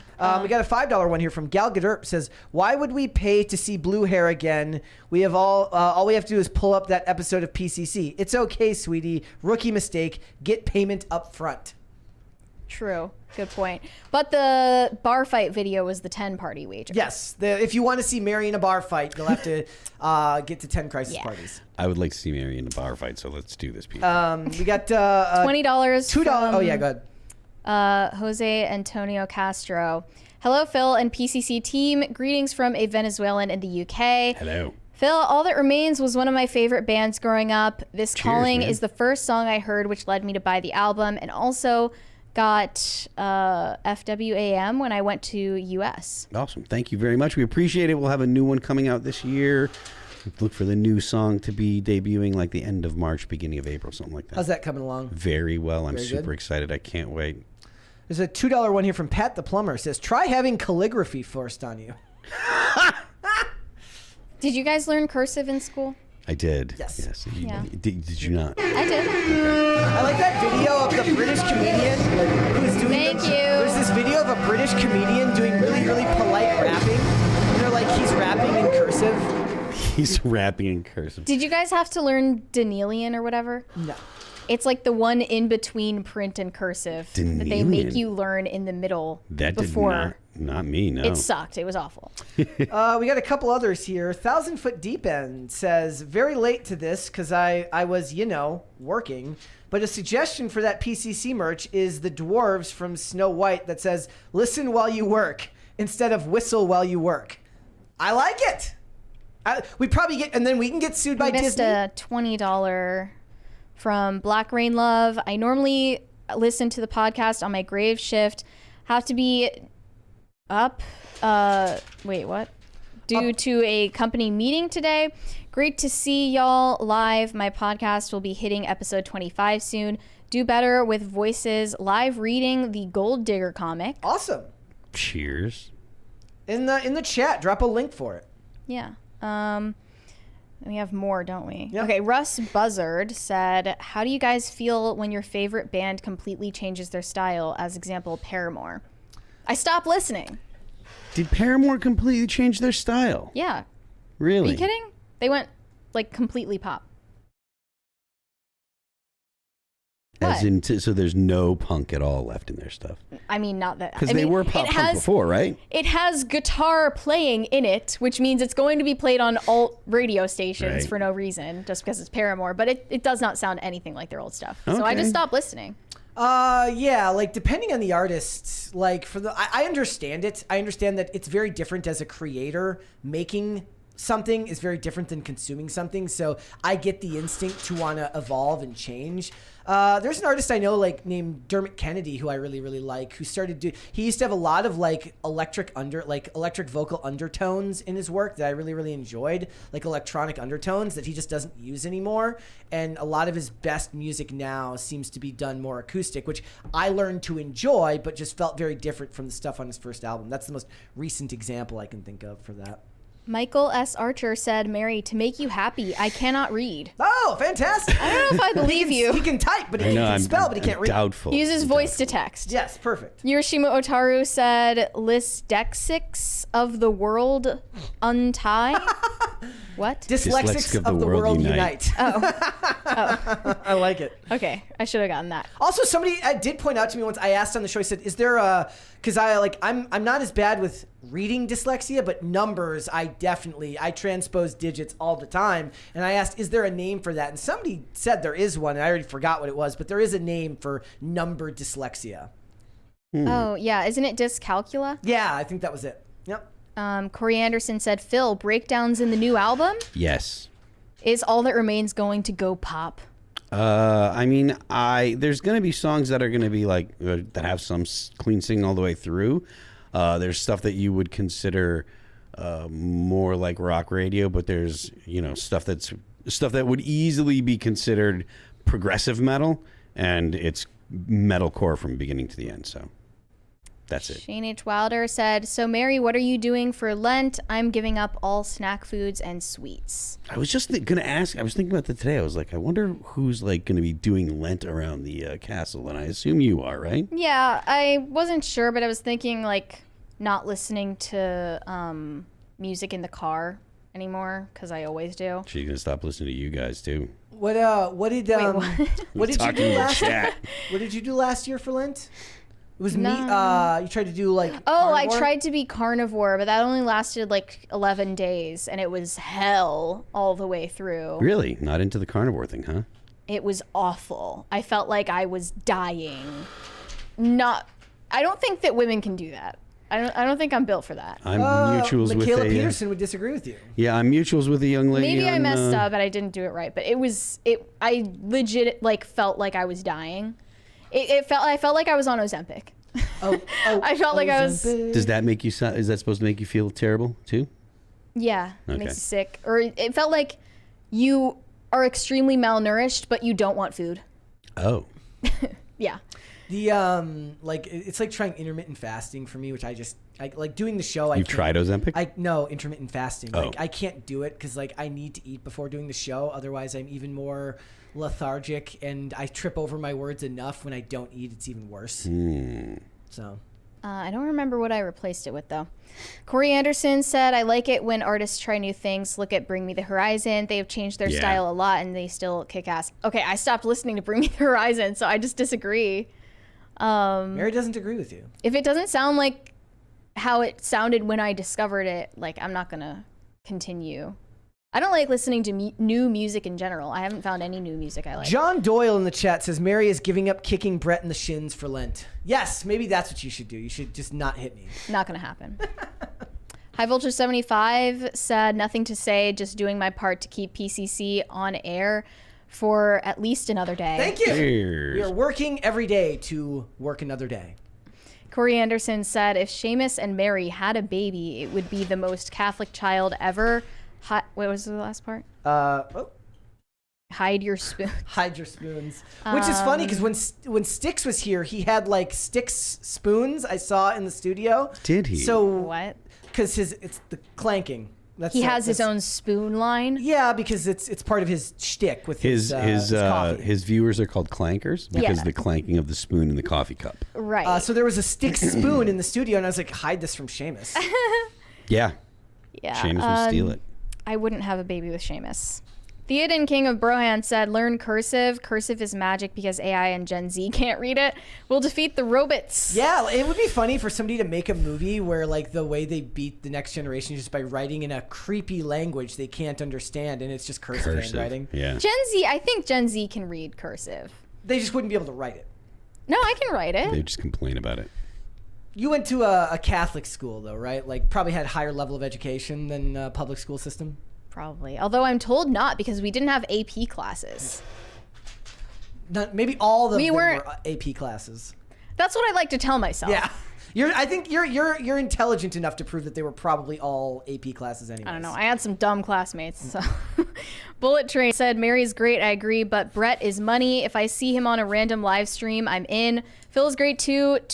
Two perfect. Wait, what is that? Two perfect add on to a stream like this, or Tim. Yeah. Cheers. Thanks. How's IRL been lit? Like so the last two times I've done IRL, like I can't talk about immigration. Why? It's just so boring. I'm like here, let me pitch in. Close the border. Yeah. And that's the extent. What else of, is like- there to say? like, yeah, it's like I don't think that the border should be open. Yeah, And that's my big brain idea. When it comes groundbreaking. when it comes to the arguments that people are making about even the conversation, in my opinion, entertaining the conversations that are going on is detrimental to the case of just stop letting people in. Yeah. Like the idea that you need new legislation, like the president. Can the President Trump use the Remain in Mexico? That was an executive order. President Biden could do that. That could, and that would change everything because it changed everything when Trump was in office. And so they don't want to. It's specifically intended to, like, the point is to get the Republicans to approve other things that have nothing to do with the border because the Republicans are ostensibly want the border to get fixed. So what's funny about that is like you shouldn't even need to use the Remain in Mexico policy because the law states that you cannot seek asylum if you travel beyond the next country that you go into. So if you're seeking asylum and you come from Honduras, you shouldn't go past Mexico because that's the next country that you found. Only legitimate people are Canadians and Mexicans. Everyone else, if you're from another country, it's illegitimate because you can stop in Mexico. And what's going on now, and then they had the thing that came out recently, which was that non-contiguous countries don't count, or like, so basically it doesn't stop people from Honduras or these other countries from coming in because they don't count towards the 5,000 person head count of who's allowed in a day. Or is it 5 million? Yep. 5 million people allowed in a day. That's insane. No, 5,000. Okay, I was right the first time. 5,000. Okay. This is why you guys do well on IRL. None of this even crosses my mind. Or my border. I do, like, here's the thing, like, I feel like I could actually, like... You don't want anyone to cross the border, right? Yeah. And I agree with that. It's like, the thing is, like, I used to love reading and talking about politics, but it's like now it's just so out of my focus that when I go on there, I just feel out of my depth, whereas like a couple of years ago, I would have actually enjoyed it. But now it's like there's just so much more reading I would have to be doing to really feel educated on most of the issues. So I just come on to be like, yeah, the government is bad and the media is evil. Thank you.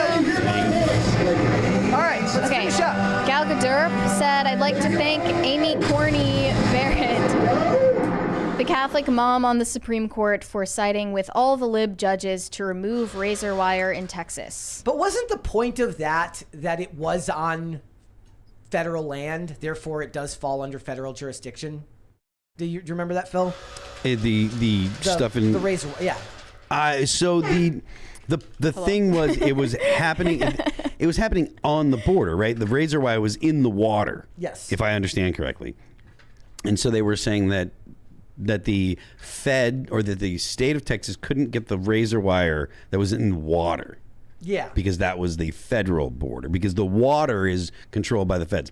If it was on the land, that would be controlled by Texas, if I understand correctly. Yeah. But the way that water borders behave and the way that's like, that's a little weird and wonky. Some borders, the border's actually in the middle of the river. Some borders it's not. Like in New Hampshire, the Connecticut the Connecticut River is the Vermont and New Hampshire border, but New Hampshire has the whole river. So the bank on the Vermont side is actually where the law changes. Okay. So if you're in the Connecticut River in a boat, New Hampshire law applies. So I don't know exactly how like it works down there. I laughed when we were talking about all this. I was like, none of this matters because all they have to move is just 2 states, is another state over, and the next 2 states are just going to let them anyways. So it's not going to matter. You would be better off focusing on switching in turning those states red and getting AGs and politicians in there that are sympathetic to your causes,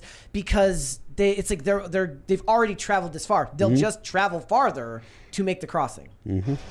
Gordon Shumway said one of the best anti-car theft devices is having a stickler shift transmissions. It still shocks many. What?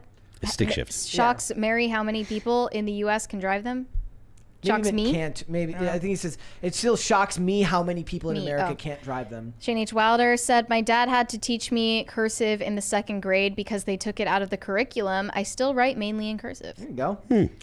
Gordon Shumway said, the next Speaker of the House should make it mandatory to have standalone bills only, no pork. That's why nothing ever gets passed. It will never happen, just like it will never happen to vote for term limits because they're voting against their interests. It's like how I love when they always include their own raises in there. They get to vote on their... Imagine working at a company where you got to vote for your own raises. It's frustrating. Great.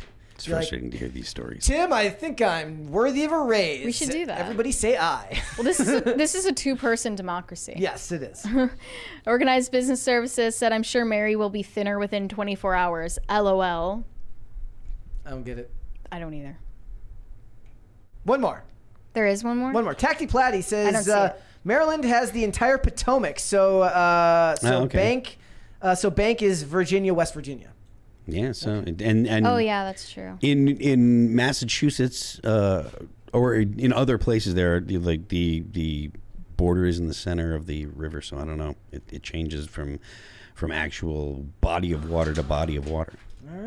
All right, guys, I think we got all of the super chats, which is fantastic. Thank you guys all so much for that and joining us today. Before we go, guys, again, please, if you have not subscribed here, go ahead and subscribe now. Thank you. We are getting very, very close to 100,000 subscribers. We should be getting it in the next couple of days. So thank you guys all so much for that. And Phil, thank you so much for joining us today. Thank you very much for having me. Let everyone know. I am Phil That Remains on X, Twix. I am Phil That Remains Official on Instagram. The band is All That Remains. You can follow us on Apple Music, Spotify, Pandora, Amazon Music, YouTube, the internet. And remember, the left lane is for crime. Perfect. Mary. You can send me validation on Instagram at Mary Archived, or you can send me hate on X. That is also Mary Archived. Perfect. And guys, if you want to follow me, Instagram and Twix at Brett Dasovic on both of those platforms. PCC is here 5 days a week, Monday through Friday, 3 p.m. Eastern Standard Time. That is noon Pacific. Amazon Music, Apple Podcasts, Pandora, and Spotify if you'd like to listen rather than watch. And if you want to follow the show on social media, we are on Twix at PopCulture_show, Facebook and not TikTok at Pop Culture Crisis, and on Instagram at Pop Culture Crisis Pod. One more here from Shane H. Wilder says, "Bless you, Phil." Also, I want to get... Thank you, Shane. Yes, and I want to draw your attention, guys. We have a new conspiracy video coming out this Saturday. We go in depth into the Hollywood handler for Kanye West, Harley Pasternak. So go ahead and check that video out on Saturday. Be sure to tune in tomorrow for our episode. We will have Shane Cashman and Libby Emmons on together. It's going to be a lot of fun, so tune in tomorrow. We'll see you then, guys. Bye. Bye. I know.